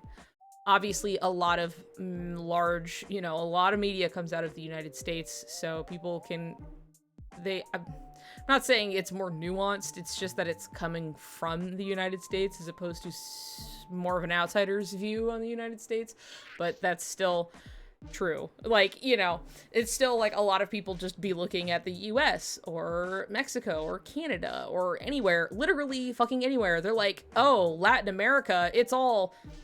And they put it in a blender, and they're just, like, all just whatever, and it's just, like, a lot of things from Brazil, and then Mexico, and then just, I don't know, anything, and then it goes, you know, and you're like, oh god, where are we? And we have luchadors, and we have bullfighting, and we have whatever you fucking want. And so, you know, it's, that's... And then they add the filter. We got the yellowy orange filter. SBL is basically its own entire subgenre in Japan. Is it really that strange that other media in Japan might also be deliberately queer? Yeah, crazy idea that would happen. A lot of media outside of the States portray American as country boys and guns and military and patriotism. And, like, honestly, seeing half the headlines in this country, that's fair. Yeah, see, I don't blame... Like, that's the thing. I'm not gonna be precious about how people view America. But also, like...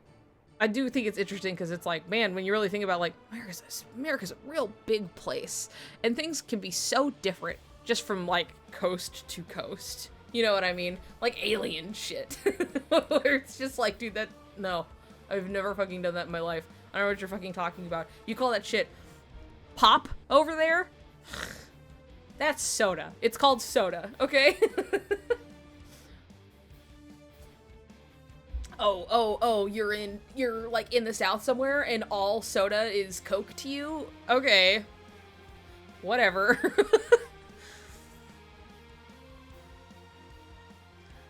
Thinking of trying to the hate crime that happened with the lesbian couple, so unnerving to think about. I don't actually know what this is. Let me be clear, I've been very off of the internet, like, this whole time. I've been doing stuff, so I haven't been online a lot. Not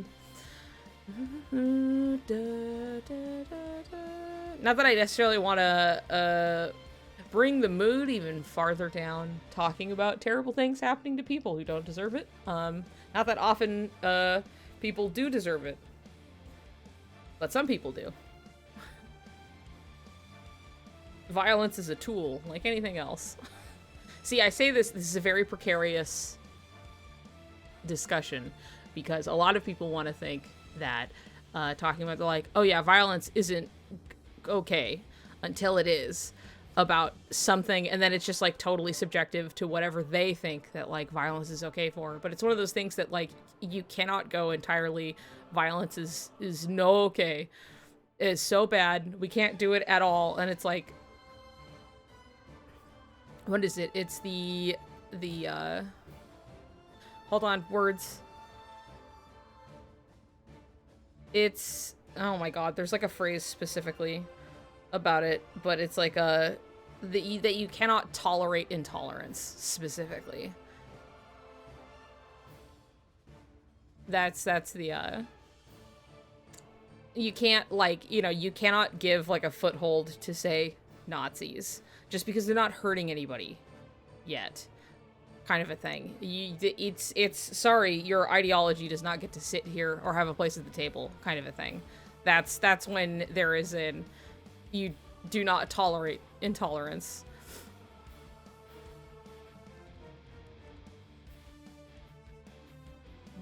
To not ruin the mood, I'll just say no, they're not.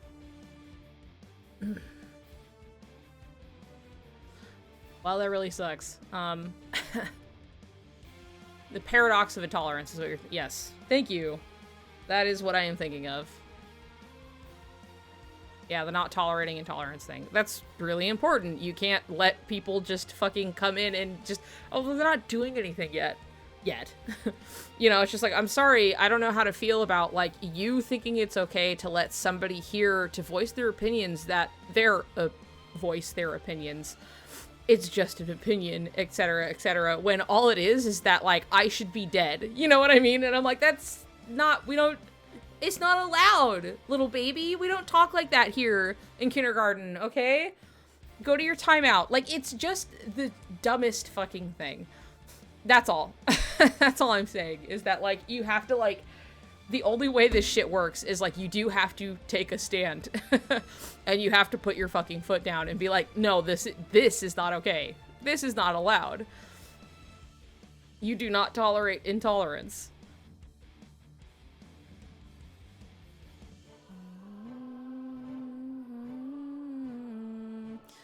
I had to explain that to so many people. It's wild, even, like, grown adults.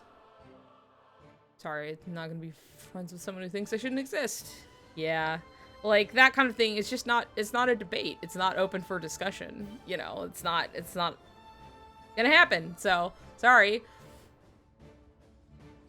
And then you punch one Nazi in the head on camera, and then he literally entirely disappears from the internet. Isn't that great? See, that's when it works. So... there you go. That's where I'm establishing the violence needs to happen sometimes. My parents were so confused why I didn't want to see some old family friends anymore, and I was like, dude, they're Trump supporters and we're all Canadian.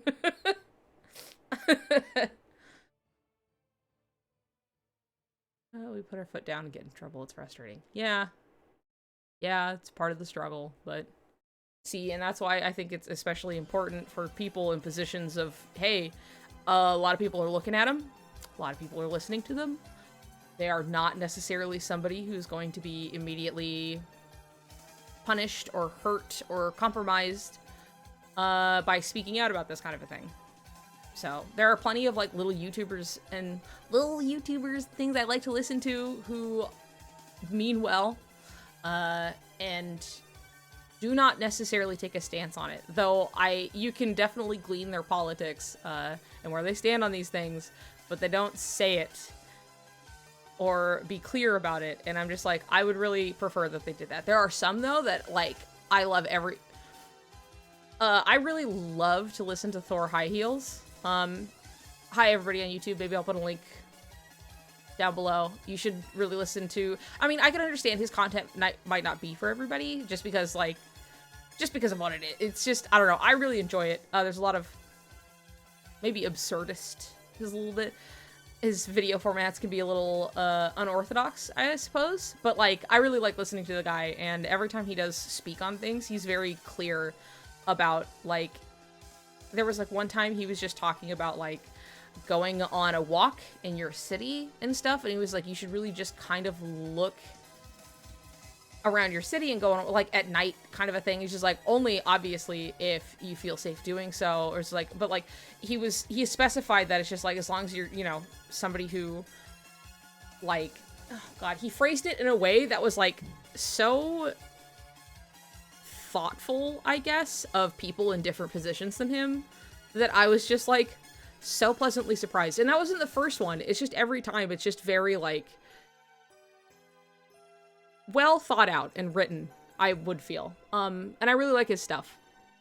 He also likes Kingdom Hearts, so that helps. But that's not the only reason. That was just like, I like a lot of his videos. And it's something, it's like that simple, where it's just like, yeah, he just keeps other people in mind when he's talking about stuff. And it shows, and I really appreciate it.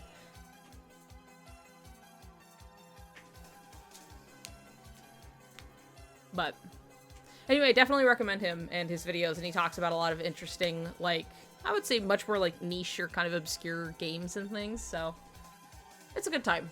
It's a good time. But yeah, there are plenty of other like YouTubers that I enjoy, and it's like they kind of just won't take a stance. And it can make it kind of hard sometimes. Like, it's so disappointing that Babish, because I really loved his videos, and we've even like used some of his recipes and things like that, but it was just like, oh, the YouTube, here, I'll type it in really quick. Anyway, Babish, actually, let me go find him. I'm just gonna find the link really quick. How it was like back when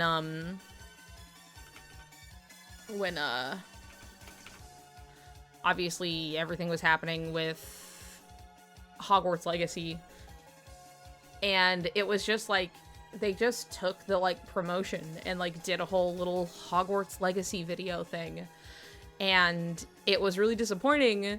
But I think the worst part about it was that, like, again, it like, you may not be taking a side on this, quote unquote, by just kind of taking it as all normal, like, oh, you know, like, I kind of doubt that, like, Babish himself is transphobic, you know what I mean? But, like, it's one of those things that, like, you going with this is taking a side.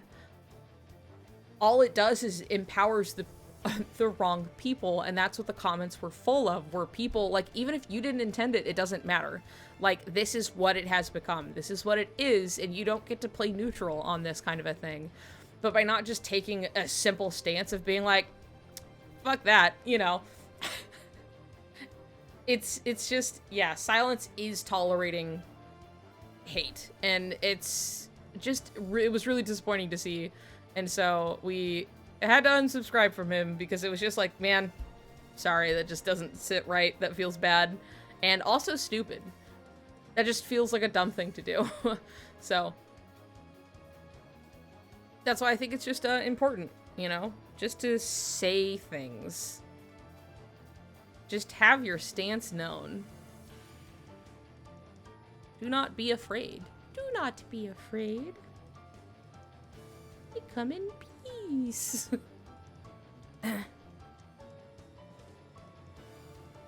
I watch The Simpsons a lot. It's something from The Simpsons, sorry. I know a lot of the people who listen to me can skew a little bit younger. And I wouldn't even say I'm that old. I had a parent who very, very thoroughly watched The Simpsons, so I, too, watched a lot of The Simpsons, so, you know. Obviously, if you're in a place where you can't let your stance be known in terms of safety, I get that. Right, which we've been saying earlier, that it's more of like, if you are not compromising your own safety, that you are in a position to make these things known, or to speak out against someone saying something terrible, please do that.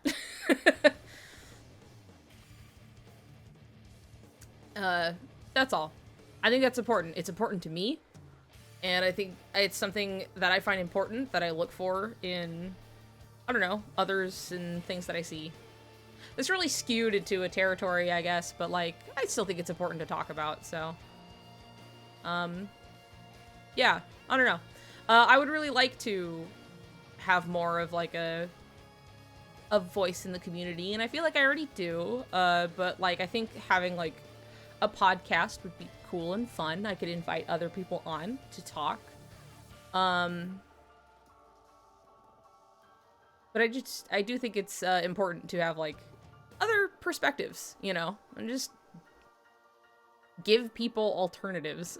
Because that is mostly what I have been hearing, like in comments. Obviously, people just being like, "Yeah, so Riku, woohoo," you know, and I'm like, "Woohoo, brother, let's go." But like, it's there's a lot of people just being like, "I'm so happy to finally hear somebody just like talking about this and being so knowledgeable about the series," you know.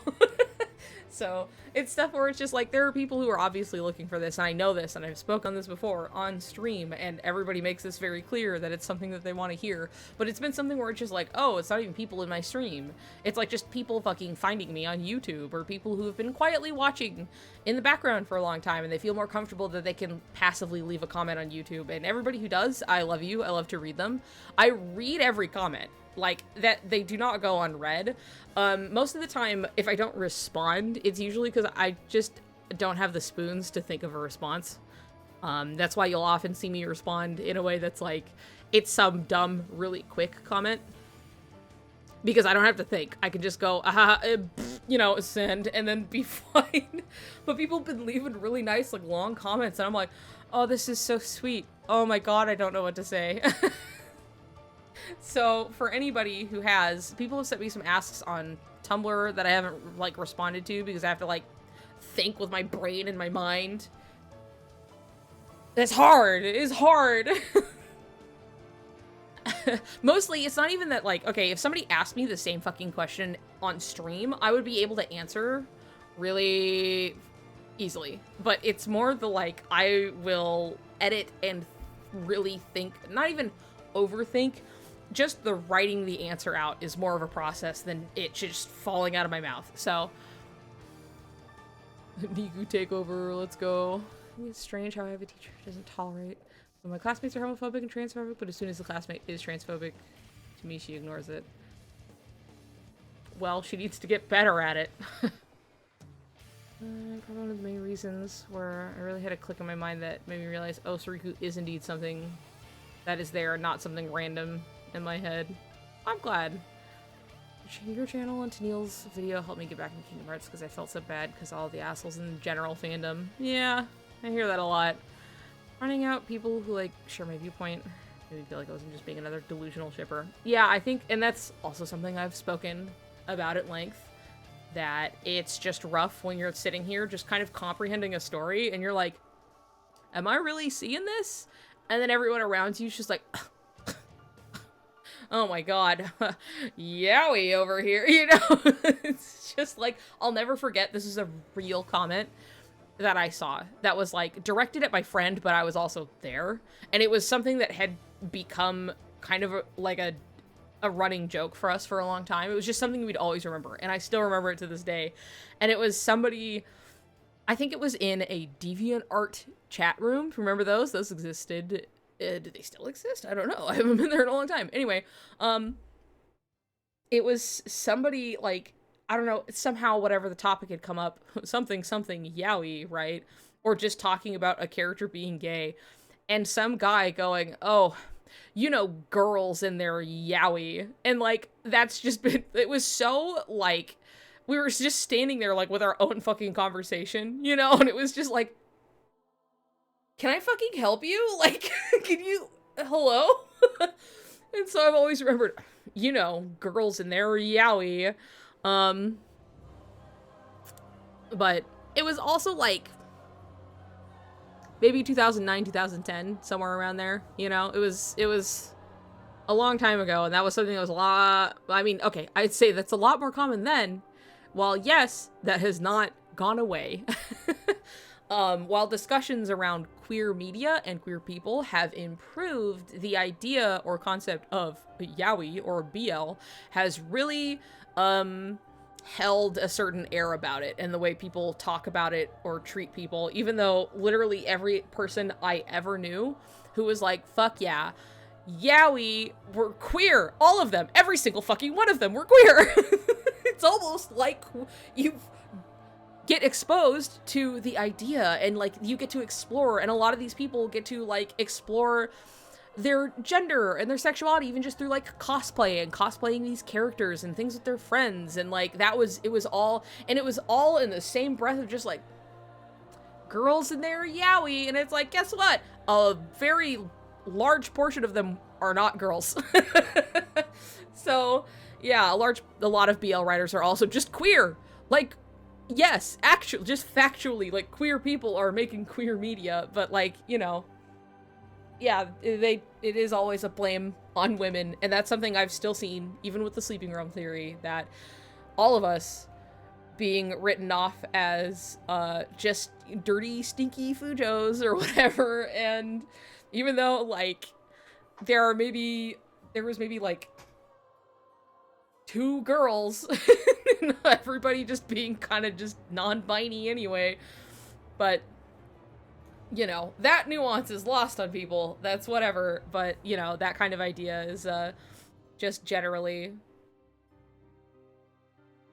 So it's that like treatment of the idea of like yaoi, shipping, and like not holding it in the same light as discussing something simply being queer just because it's queer, right? And they're like held in 2 totally different categories for a lot of people. What are your pronouns? She, they is fine. Like, in a genuine answer, like, you could call me anything. I'll take a he, I'll take a she, I'll take a they. I mean, I like they generally on the internet, but... I mean, I don't care if you don't care. I don't know what... Kind of just wasting your own time. There are just gonna be other people who want to know, so... But... When did it turn into 35 people? Hello, everybody. Hi. That's great. Well, there you go. You give me the she, he, they swag. Exactly. Didn't ask, you literally asked. I don't know. Okay. Alright. Anyway. Ooh, hold on. Okay. I like the difference. I like the variety of the music, but also we got something else has to happen here with the sound. Honestly, entering the Kingdom Hearts fandom, I thought Sariko was a cute ship, but I wasn't sure. I wanted to engage with the fandom, and then my friend introduced me. It led me to finding the queer side of the fandom and our community's true love and passion. Grateful y'all giving me a new perspective. Play some non-binary music next. Hell yeah. Here it is, it's Undertale. I actually genuinely, like, that's probably the best one that I would, here we are. It's Toby Fox.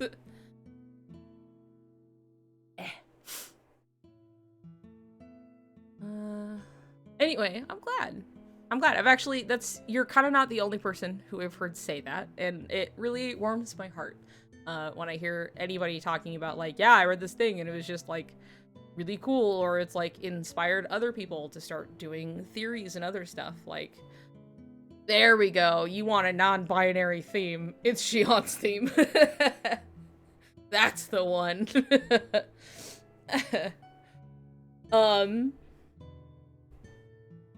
Fuck, what was I just saying? Oh my god.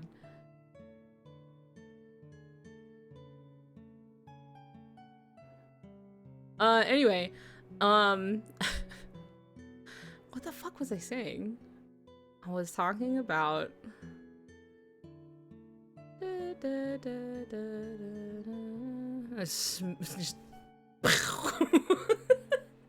See, when you say smite, I'm sorry. I'm sorry, please forgive me. I only think about the spell in League of Legends. I'm sorry. That's what I think. I see it in my brain. Because it's a spell that people use when they jungle because it does true damage, and you can use it to kill off monsters early on when you are very weak. Smite. And that's why one of the Pentakill albums is in Song the Smite and Ignite. And anyway, I'm sorry for League of Legends crimes. I played it for a while, like a long time.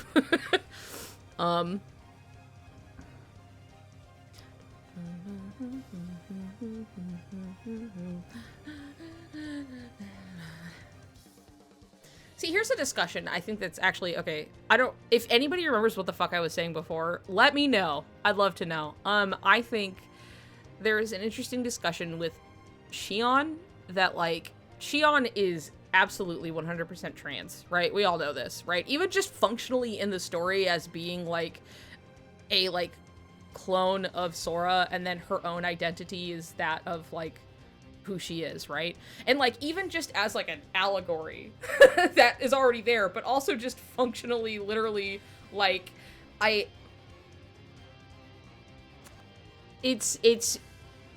but also, like, I've found, like, there are kind of two sides here that I think are just not necessarily at odds. I just think that it's just something I think about sometimes, where Xion has given a lot of people, obviously, non-binary vibes, which is something I definitely super vibe with. But at the same time, being trans general, right? And she's very, like, hey, like, I am who I, like, she's, you know, it's very, like, this is who she is kind of a thing. And it's something where I'm like, yeah, I've seen disappointment expressed about how much she can be treated like, oh, girl, right?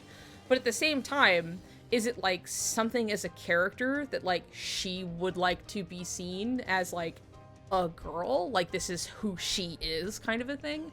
But she could also be a she-they. I don't know. She could do whatever she wants, right? But it's just, like, one of those things where it's like, oh, is it, like her being, like, a good old she-her part of that, like, specifically, like, trans journey of being like, yeah, I'm me girl. Me no Sora, me girl. Me Xion. I don't know. I think it's something that's, like, I don't see discussion a lot of. It's usually, but it's like, me Xion. Ooh, ooh. Me a Sora, but me Xion. And it's like, nice. Fuck yeah.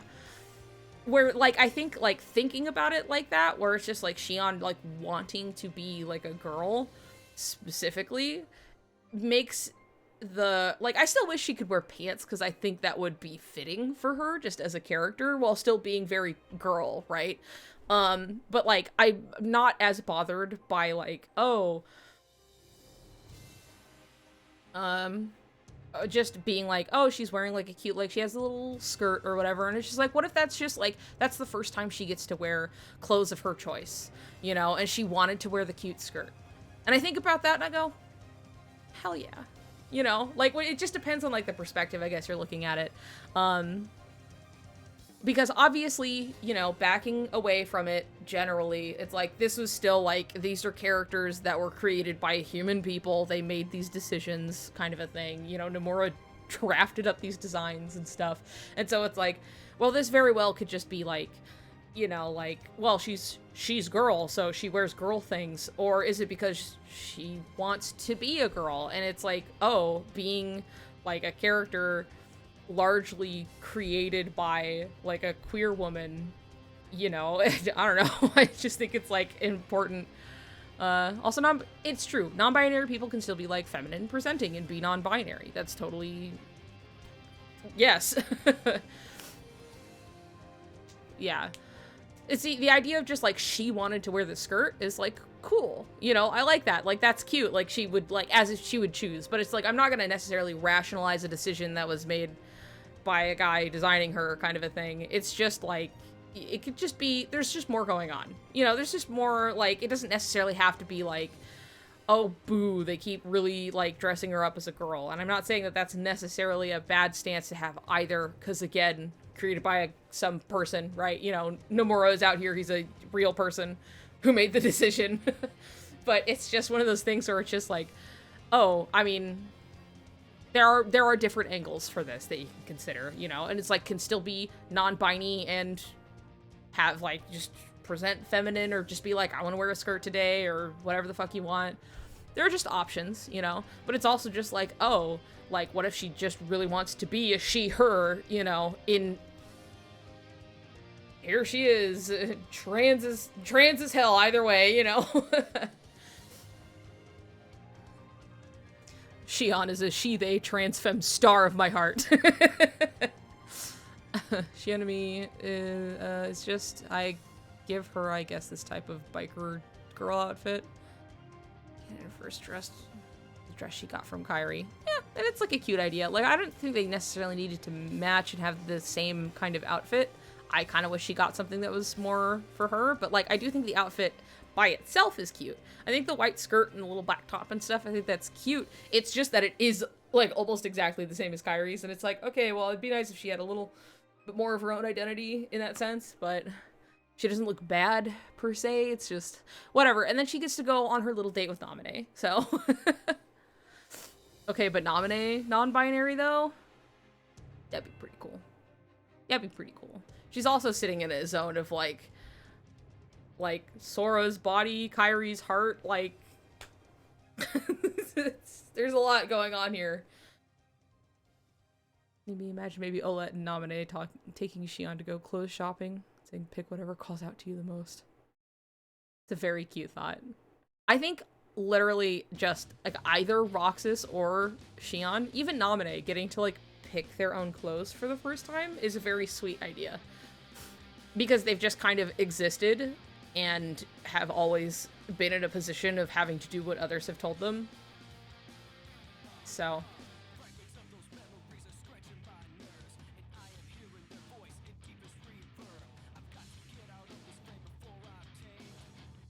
I'm gonna like look back at my VOD and see me fucking talking about whatever I was, and then I totally got distracted. And then I'll be like, no! Shit! But it's whatever, I guess.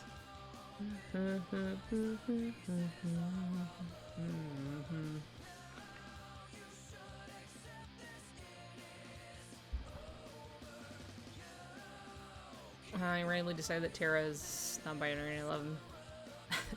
I loved, there was like a long-standing like people just being like, Terra is a he, him, lesbian, let's go. And like, I've just always remembered that. Like, that's always the one I think about, and I'm like, yeah.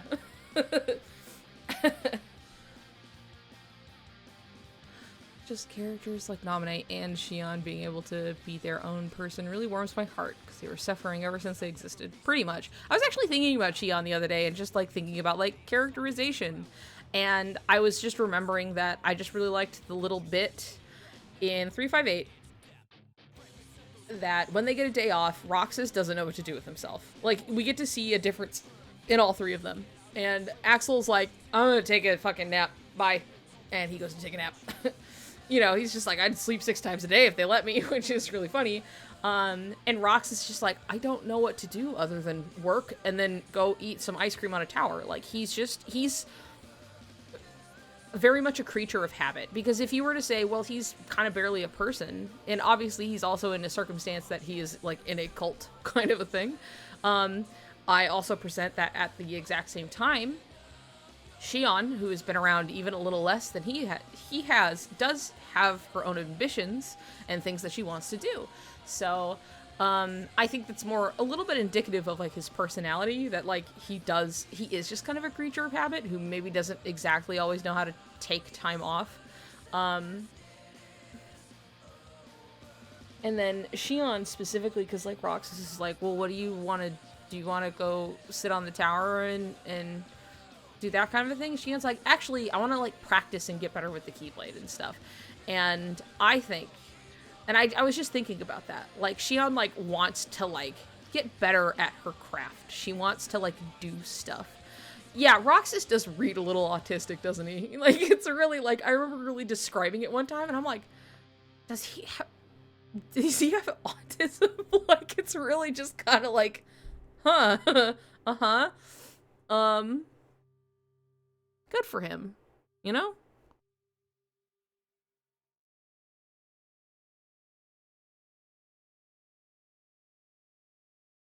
Um,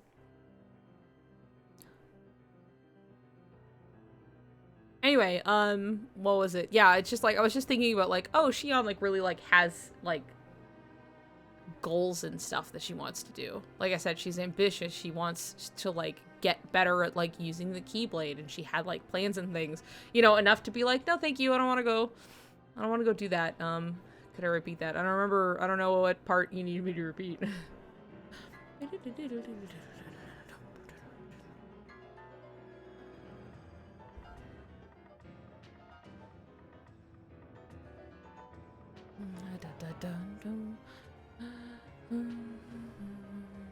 I love this fucking theme. It's so good. It was so exciting just to get this at all. Because we only ever, like, before this album came out, the only way we got to listen to this was only in part in the back cover movie. We did not have a full version of the song until, like, the Cage 3 soundtrack came out. That was a long time. The stuff about Roxas not knowing what to do. Oh, I was just saying that Roxas is a creature of habit, and he doesn't really know what to do when they're given, like, a day off. And he trying to find out what he can do with others, because he only kind of knows how to relax by going to the tower and eating ice cream and stuff, and that Shion, like, has, like, plans and goals and ambitions. And I thought that was an interesting, like, characterization versus Roxas, who seems much more of a creature of habit. He's got a routine. You know, Roxas just wants to eat his fucking lunch and, like, see his friends and then skateboard a little bit. He wants to go to high school, you know, like, people get so, like, wrapped up and they're like, Roxas, he's back now, like, I want to see more of him and do stuff, and I'm like, that kid wants to go to math, okay? And maybe he's not good at it, but, like, he loves the idea of going to school, you know, and having this routine, and getting his lunch, and talking with his friends, you know?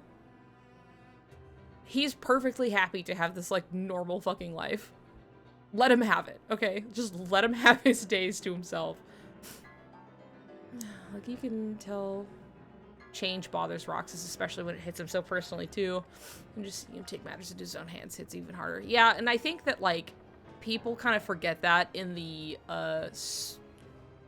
just the sweeping consensus of, like, Roxas is so angry and so bitter and even kind of emo, to even if people aren't doing that on purpose.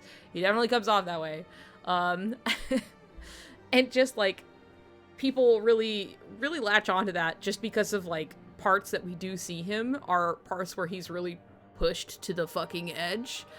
And has every reason to be upset. Where he's, like, under much duress, you know? But, like, literally most of the time that he's just around, he's like, I'll go to work and I'll get my job done, and then, you know, I'm gonna go and eat with my coworkers, my best friends, you know? We're gonna have ice cream again today. Ice cream again today? No problem. Like, that's Roxas every day. Like, he's not like, I want to try a new flavor. He's just, like, perfectly happy with just this over and over again, you know? And, like, Shion's like, I want answers. And Roxas is like, to what? And Axel's sitting there with the answers, like, you know, and, like, that's just the whole time. He's just, like, not rocking the boat. And the only time he's, like, he is literally pushed to his limits, and then he, like, gets pissed. And it's totally deserved, but people really, like, latch on to that one aspect of him and make it his whole character. Which is a shame, because I think it's interesting how he's kind of actually just not somebody who rocks the boat that much.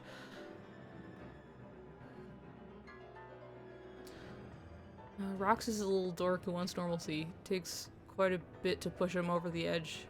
But once he's pissed, he's pissed. Riley adds rocks so to make a list for the fact that I never realized how similar we are. Yeah, it's just fun.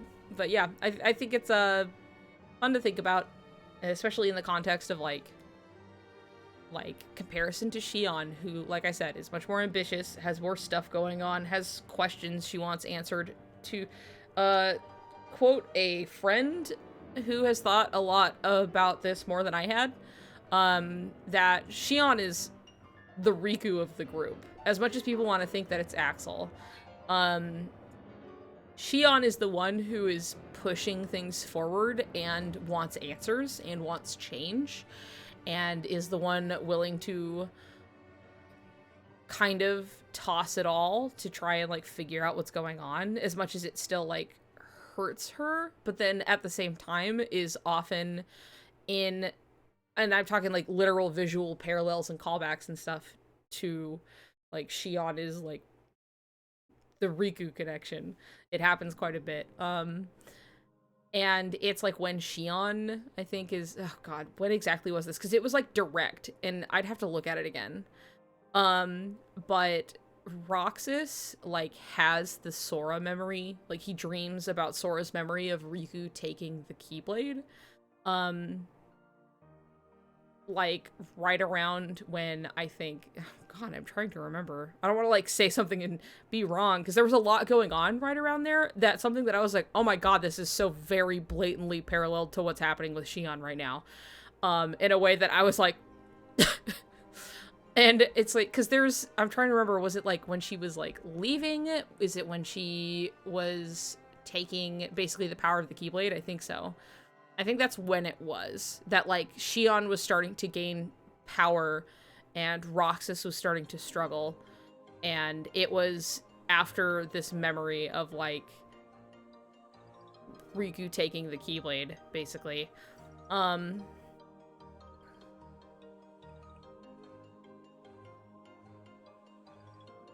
But yeah, no, there's a lot there. I'm saying this in a very passive, sweeping way. But there's a lot, especially if you get down to brass tacks and look at the actual media, the source material, if you will, of 358.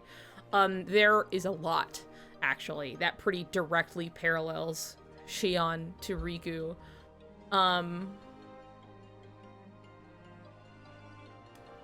And like even like Shion, out of the two Keyblades, out of Oathkeeper and Oblivion, like the one she's associated with is Oblivion. That's just a little side note on most things. But like there are visual parallels as well as narrative parallels, as well as them making pretty direct like allusions to things that like, oh, we're remembering things with Riku, we're dealing with things with Riku, and then like these things being directly drawn with Shion. As well as just, like I said, the overarching, like, Shion is the one who is rocking the boat. Shion is the one who wants answers. Shion is the one who is driving this plot forward. Where Roxas is kind of happy with things staying the same, and he's more upset about losing his friends and even the normalcy that they have, which could be, you know, something actually drawn more to, like, Kairi, but, like, I wouldn't say it's that clean cut, is the thing. Where, like, Roxas is just a lot more... Like, obviously, Roxas is his own direct parallel to Sora and all of the things he shares with Sora. But, I feel like... Because, like, Axel is the one who fights more to try and keep things the same for as long as they can. But it really is just like, oh... Roxas just wants, like, to be with his friends. You know? And that's mostly his priority. Is like, he wants that. And Shion wants answers. 358 is clunky, but it's my favorite to go through. I love the slow burn like that. Yeah, 358. I actually had a pretty okay time playing it. I played it on the DS. I have a copy. I played it in my bed on my DS. I had fun playing it. I was surprised at how much of just, like, a regular Kingdom Hearts it, like, functioned as. It was, like, really straightforward in that sense. But it also, obviously, it has its limitations, but, like, it's not as bad as people, I think, made it out to be. Maybe I came in with, like, my expectations of how annoying it would be to play a bit high, and then when it wasn't, it was, you know, by comparison, not so bad. I don't know. But I had a perfectly okay time, like, playing that game. Outside of the fucking quests that were, like, chase the fucking Emerald Sonata or whatever, and I hated that fucking thing. Yeah, there you go. That's the one. That's the one that fucking sucked. Other than that, everything else is like fine. So many things about Days that didn't translate well or were skipped entirely from DS to the movie, and honestly, it frustrates me so much that the nuance was taken out. Yeah, playing through 358 the game painted a lot better of a picture for me. It also really helped me sort out a lot more of the timeline of things happening with Shion, and like going through just like bare bones on like the movie.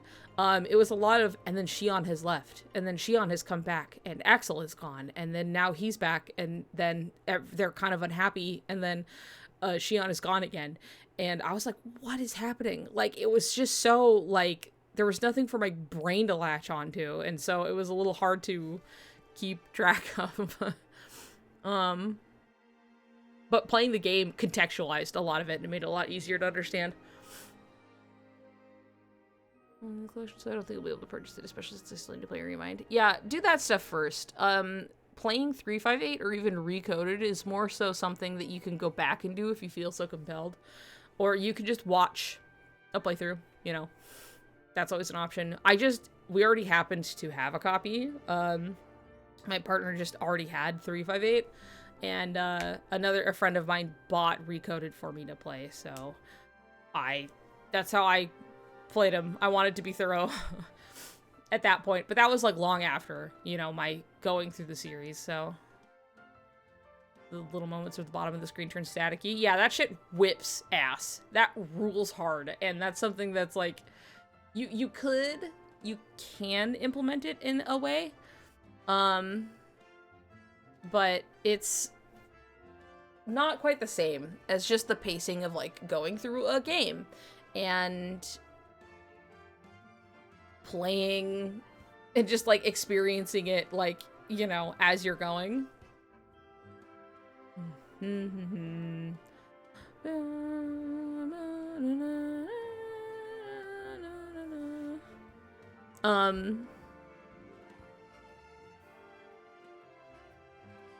I miss the DS 3DS era. Yeah, I mean, I think I miss the smaller scale titles that you could get out of like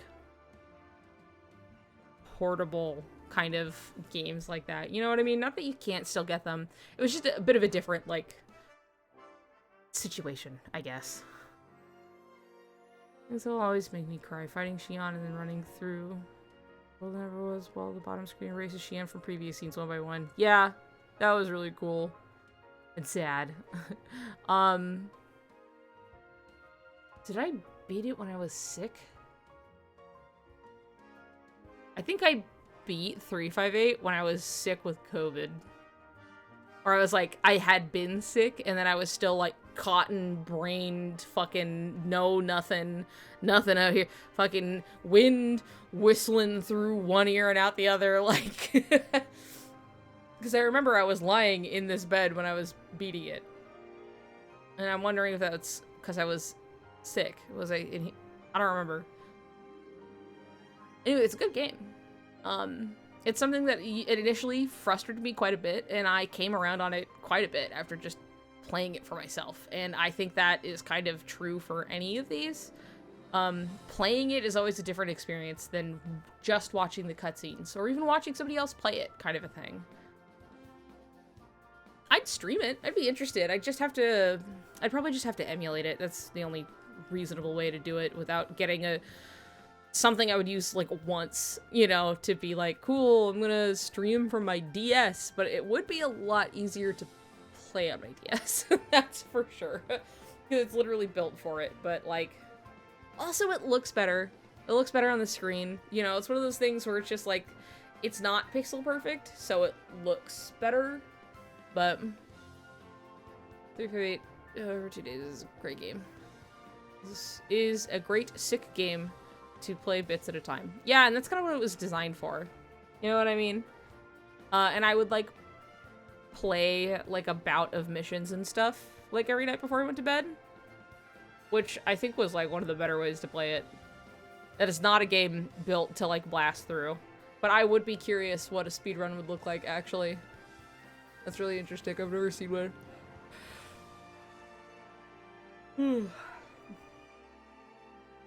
People keep saying Recoded is a bad game, and they're wrong. Recoded is fun. I had a really fun time with it. I think people really latch on to the idea, or like the angle of like, hey, not a lot of... Wait. We gotta hear the flute that fucking Riku rides in on.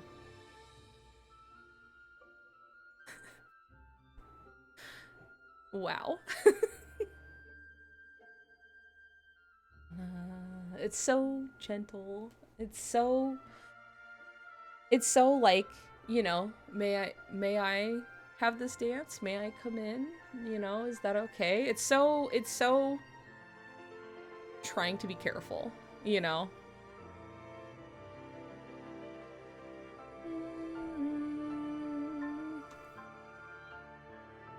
It's not, what's the word I'm thinking of? Not inquisitive, but like inquiring, you know? That's what it sounds like.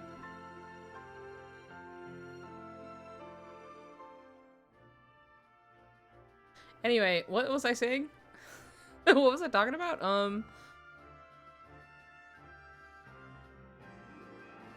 don't even know the context of the song. These are the credits to Melody of Memory, which in which the cast shows up at various parts to fly alongside Sora. Really sweet. Oh, I was talking about Recoded. Thank you. Really sweet credits. Really wonderful. Really gives you this fucking grandiose feeling of like, oh my god, the entirety of Kingdom Hearts, you know? And it's so hard not to get emotional. But they really do save Riku for last and have him come in on like a really gentle like note, and then it's just Sora and Riku flying around to Dearly Beloved. So sticks out, that's for sure. Anyway, Recoded is really good, and I think people really get caught up on the idea that like, oh, it doesn't progress the story, and that by itself kind of keeps people from like, well, why would I play it? You know what I mean? Where, like, the gameplay itself is actually, like, fun, and there's a lot of very interesting variety in a way that I was like, oh, they were really, like, trying stuff and, like, having fun with it. And that by itself has its own value, but people do not get that far because they only experience the movie, and if they're not already kind of just invested in, like, Sora and Riku very specifically, they're probably not going to take to what Recoded has to offer. Though Recoded does have important stuff to it, it is there that's like, if you just enjoy the character writing and the interactions, Recoded's really good for it. And of course, I love that. I think it's important because it's very much like, hey, let's look at their relationship under a slightly different circumstance. And oh boy howdy, huh? It sure is something. Like, it is important. It's Kingdom Hearts. What are they fucking retweeting?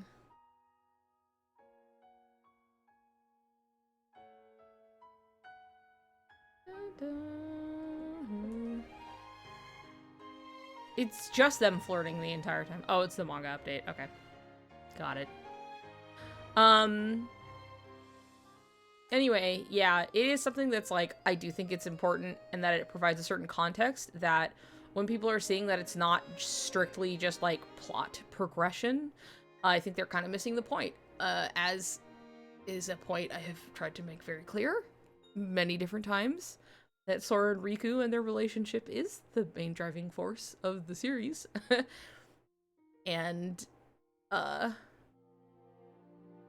when you take that into account, having this game that shows their relationship in a different light, and I don't know, for some reason puts Riku in the place of the journal, the thing that's supposed to be about and revolve around entirely Sora's journey, is something he says himself, and he was the one that was chosen. I don't know, I think it paints a pretty clear picture in a lot of different regards. So characterization is so important even if it doesn't actively progress the story. Yeah, I think I saw a post on Tumblr once that spoke on this about how Kingdom Hearts isn't always necessarily here to just progress the plot, but people don't understand that that's not necessarily a bad thing. that it is here, that it is usually progressing on and exploring themes. Things that are important to the series, things that are important to understand, things that you can draw parallels to, kind of at all times, are always being pushed forward. A lot of comparisons being made, a lot of, parallels and yada yada yada. So, like, Recoded is out here really pushing the idea of, like, it doesn't matter if you're made of data, or whoever, wherever you come from, whatever means, it doesn't matter. Hi, Tennille. It doesn't matter, like, if you have your own lived experience, like, you have a heart. You're, like, it's just as important as anybody who's, quote, real, you know what I mean? Stuff like that, that it, like, really leans into that, as well as exploring aspects of Sora and Riku's relationship very specifically.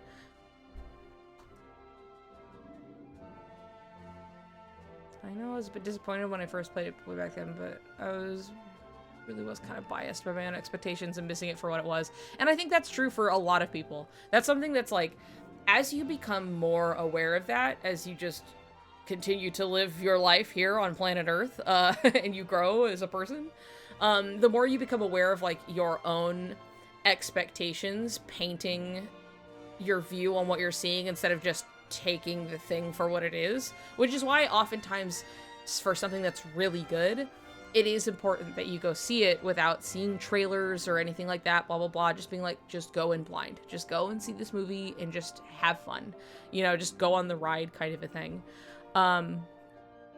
And I think that's why that works sometimes, is that you're not seeing a trailer and, like, building up your own idea of, like, what is going to happen, what should happen kind of a thing. But the more that you're aware of that, the more you can kind of dismantle that expectation when you go in.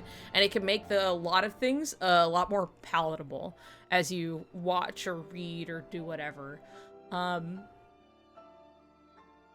I think it's important to be able to, like, it's literally like a skill to develop here, is to be able to go in and, like, just experience it for what it is. Even if you don't like it in the end, or you don't like decisions that you made, you can at least be like, I liked this and I liked that, I don't really like this for this reason or whatever. Like, we're humans, we're biased, we're always going to be biased, it's never gonna go away. But, like, we can have a better handle on things that are just, like, not like, this sucked and is bad because it's not what I wanted it to be, It's just like, we gotta learn to not do that. It's really important to be able to look at something, and because then you sit there and be like, how could anybody like this? Because somebody picked it up as, like, their first one, and then they're like, this is the best shit ever, I'm gonna play more of the series. You know what I mean? Like, people go into Birth by Sleep and they're like, this is my most favorite, it's the best one I ever played. And I'm sitting here like, I actually don't like it for a lot of different reasons, but I know why you're here. I know that you like it for a reason, that's fine, and I can see what you do like about it, even though I do have my criticisms. Then you can also still have criticisms and still like it. Nuanced subject matter. Could you believe it? But, anyway, Recoded is good, and if people kind of let go of some of those preconceptions and, like, actually just played the game or just enjoyed it for what it is and what it provides, I think people would be a lot more favorable on it, because as a game, it was really fun to play. The writing is really cute and snappy and, like, fun, and I just genuinely had fun waiting to see what little surprise they had for me at the end of, like, every level. Because all of the bosses, like, basically operate differently, and I had a lot of fun just running around. Recoded weeds out the weak Cage fans. You're right. And I am strong. Me. Also really like the theme that revolved around the comment of fictional people still having, like, an impact on reality and how they're just as important. Now that sounds weird, but I like the idea that story characters have hearts and emotions. Yeah, which is, like, that's very something that's, like, Kingdom Hearts is very all about this, that it's just, like, a person is a person, whether you were created, or you're made of data, or you're a clone. Like, you have your own lived experiences, you have your own memories, you have your own heart, and that's important. You are a person, and you deserve to live your life just like anybody else. And I think that Recoded very specifically, like, delves into and like even just pushes that even farther, you know. It's just like, yeah, they're just data recreations and stuff, but like the point being is that like, you know, he's still like himself, you know. And it like, yeah, it's a little less of like a Repliku was forced to be Riku, but he is like his own person kind of a thing, who differs from Riku, where like Data Sora is like a literal data recreation, so he's still going to make those same choices as Sora, but he's still very much like his own person in his own right. He had his own Keyblade. They made a whole fucking point of that. It was a whole plot point of him getting a Keyblade, you know, that was his. So Recoded is good. It has some very sweet, wonderful, like, lines and just, like, enjoyable writing on the whole. It has inventive gameplay. Like, people be throwing a fucking fit, and you get to actually play in, like, turn-based battles with a party of Hercules and Cloud. Like, that is the best shit ever. It's, like, really fun, actually, too. I was really surprised that it's, like, by the time I got to that point, because it's, like, you're kind of exploring in Olympus a little, well, Colosseum. You're exploring the Colosseum for a little bit until you get to that point. Yes, for real. People don't know this. Like, you go there, and, like, you're with your boy Hercules, alright? And he's there, and you're just in turn-based battles with you and Hercules until you meet up with Cloud, and then he is also in your party, and you just have turn-based, and that's just the whole world, is turn-based battles, and it fucking rules! Dude, it's so good. It's so fun. It's just, like, Kingdom Hearts getting to, like, have fun with, like, they do 2D side-scrolling at one point. At a couple different points, actually. They do a, like, rail shooter at one point. They also have the turn-based battles, you know.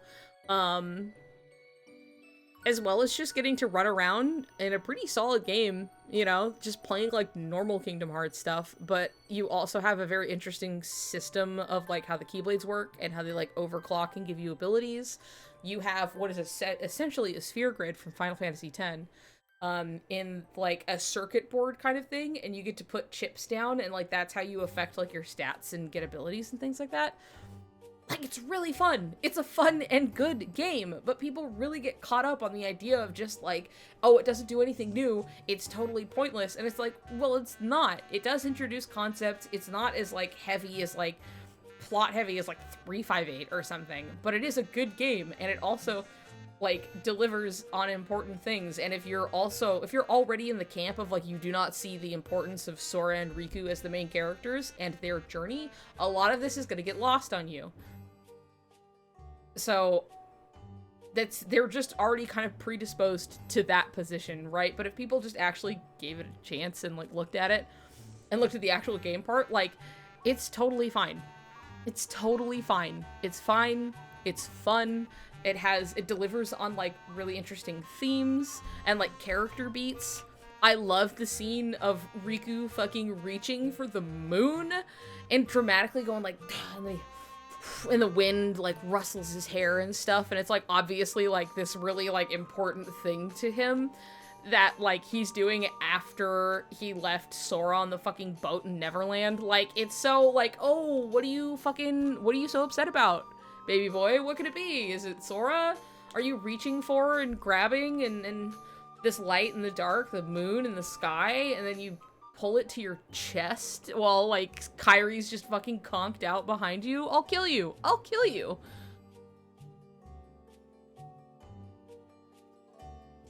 My biggest problem with Recode is that they introduced these adorable data boys and never brought them back again. That's probably the biggest crime. You're right. They should have shown back up.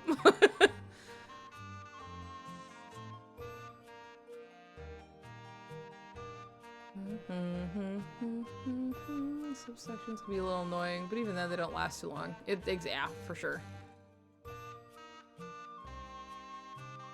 I think a lot of the anger is just about the idea of having so many games across different consoles, but that argument doesn't really hold up when emulators and YouTube exist. It's true.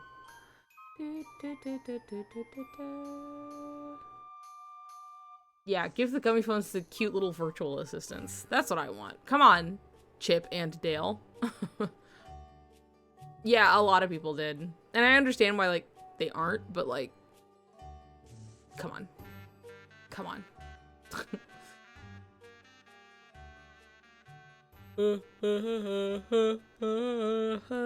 Also, Recoded is got... It's got my boy Pete. It's got my wife Maleficent in it. You know? They're there causing trouble. So, like... Please. It's so good. I'm feeling a little icky. I need food in me. I can smell the food. Like, dinner is being made. And it smells so good. And it's making me ill. It's making me expire.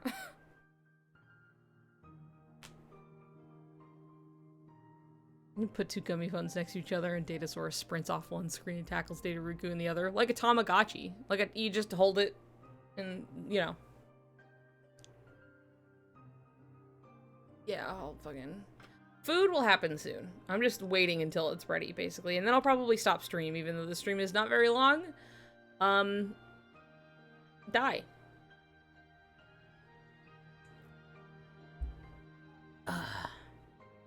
Back to the dentist tomorrow with a... Is it just one or two? Are you getting both of your other ones removed? Or do you only have one left? Or... I'm surprised they didn't do all four at once, because that's how it's happened to, like, everybody else I know, where it's just, like, sometimes it's like, here's one, because it's a problem. Just one left? Just one left? Or just one out of two? Because why wouldn't they just do fucking both? The people have gotten this shit down to a science. I am not kidding. My pal and my roommate, he got all four of his removed in, I'm not joking, like 45 minutes. Like, tops. Like, that was the whole fucking, like, half an hour, I think. And it was like half an hour to 45 minutes. And then they were calling us and they're like, come pick him up. And we're like, oh, okay, we're on our way, you know. Still have 2 to go. It's gotta be spaced out because Medicaid. Horse shit. That's bullshit. I'm sorry. That's so, like, needless. You know what I mean? It's just dumb. But at least you can get about.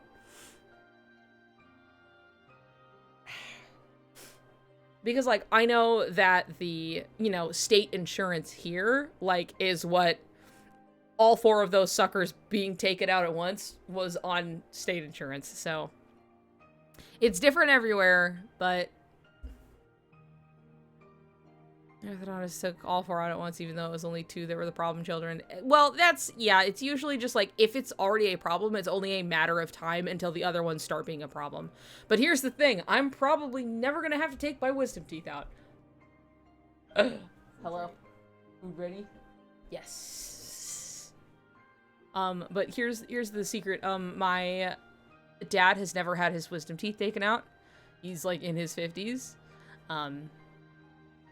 I definitely, like, have them back here, but, like, I think I just got enough space in my big, stupid head for my big, stupid wisdom teeth, so I don't have any pain from it.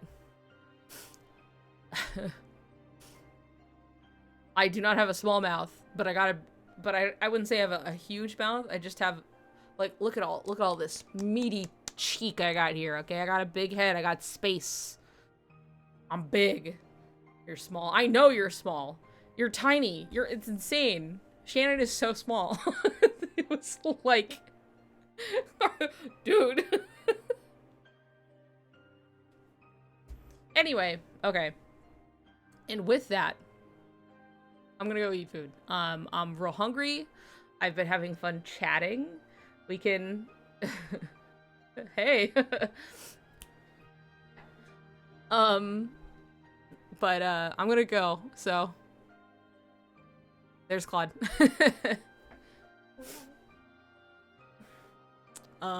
Anyway, yeah, get the hell out of here. I'll see if I don't know if I'll stream on Saturday. We'll see. Maybe, probably. We were gonna go to a market or something. But that doesn't mean I can't stream later. We'll probably go early, too, so. Yeah, I'll probably be fine. You can hear from me on Saturday, okay? But it was fun hanging out, and I'll see y'all, later. Okay? Okay, bye! Bye, everybody! What did you gasp? Wait. Hi, baby, come here! Oh my goodness! What timing? Oh. No, he says. You have to look at the camera. You're obligated. Baby boy. Boy. He's here. Anyway, goodbye. I'll see y'all later. See, he loves it. He's so happy to be here. Bye. Goodbye, everybody. See you later. Bye-bye. Goodbye.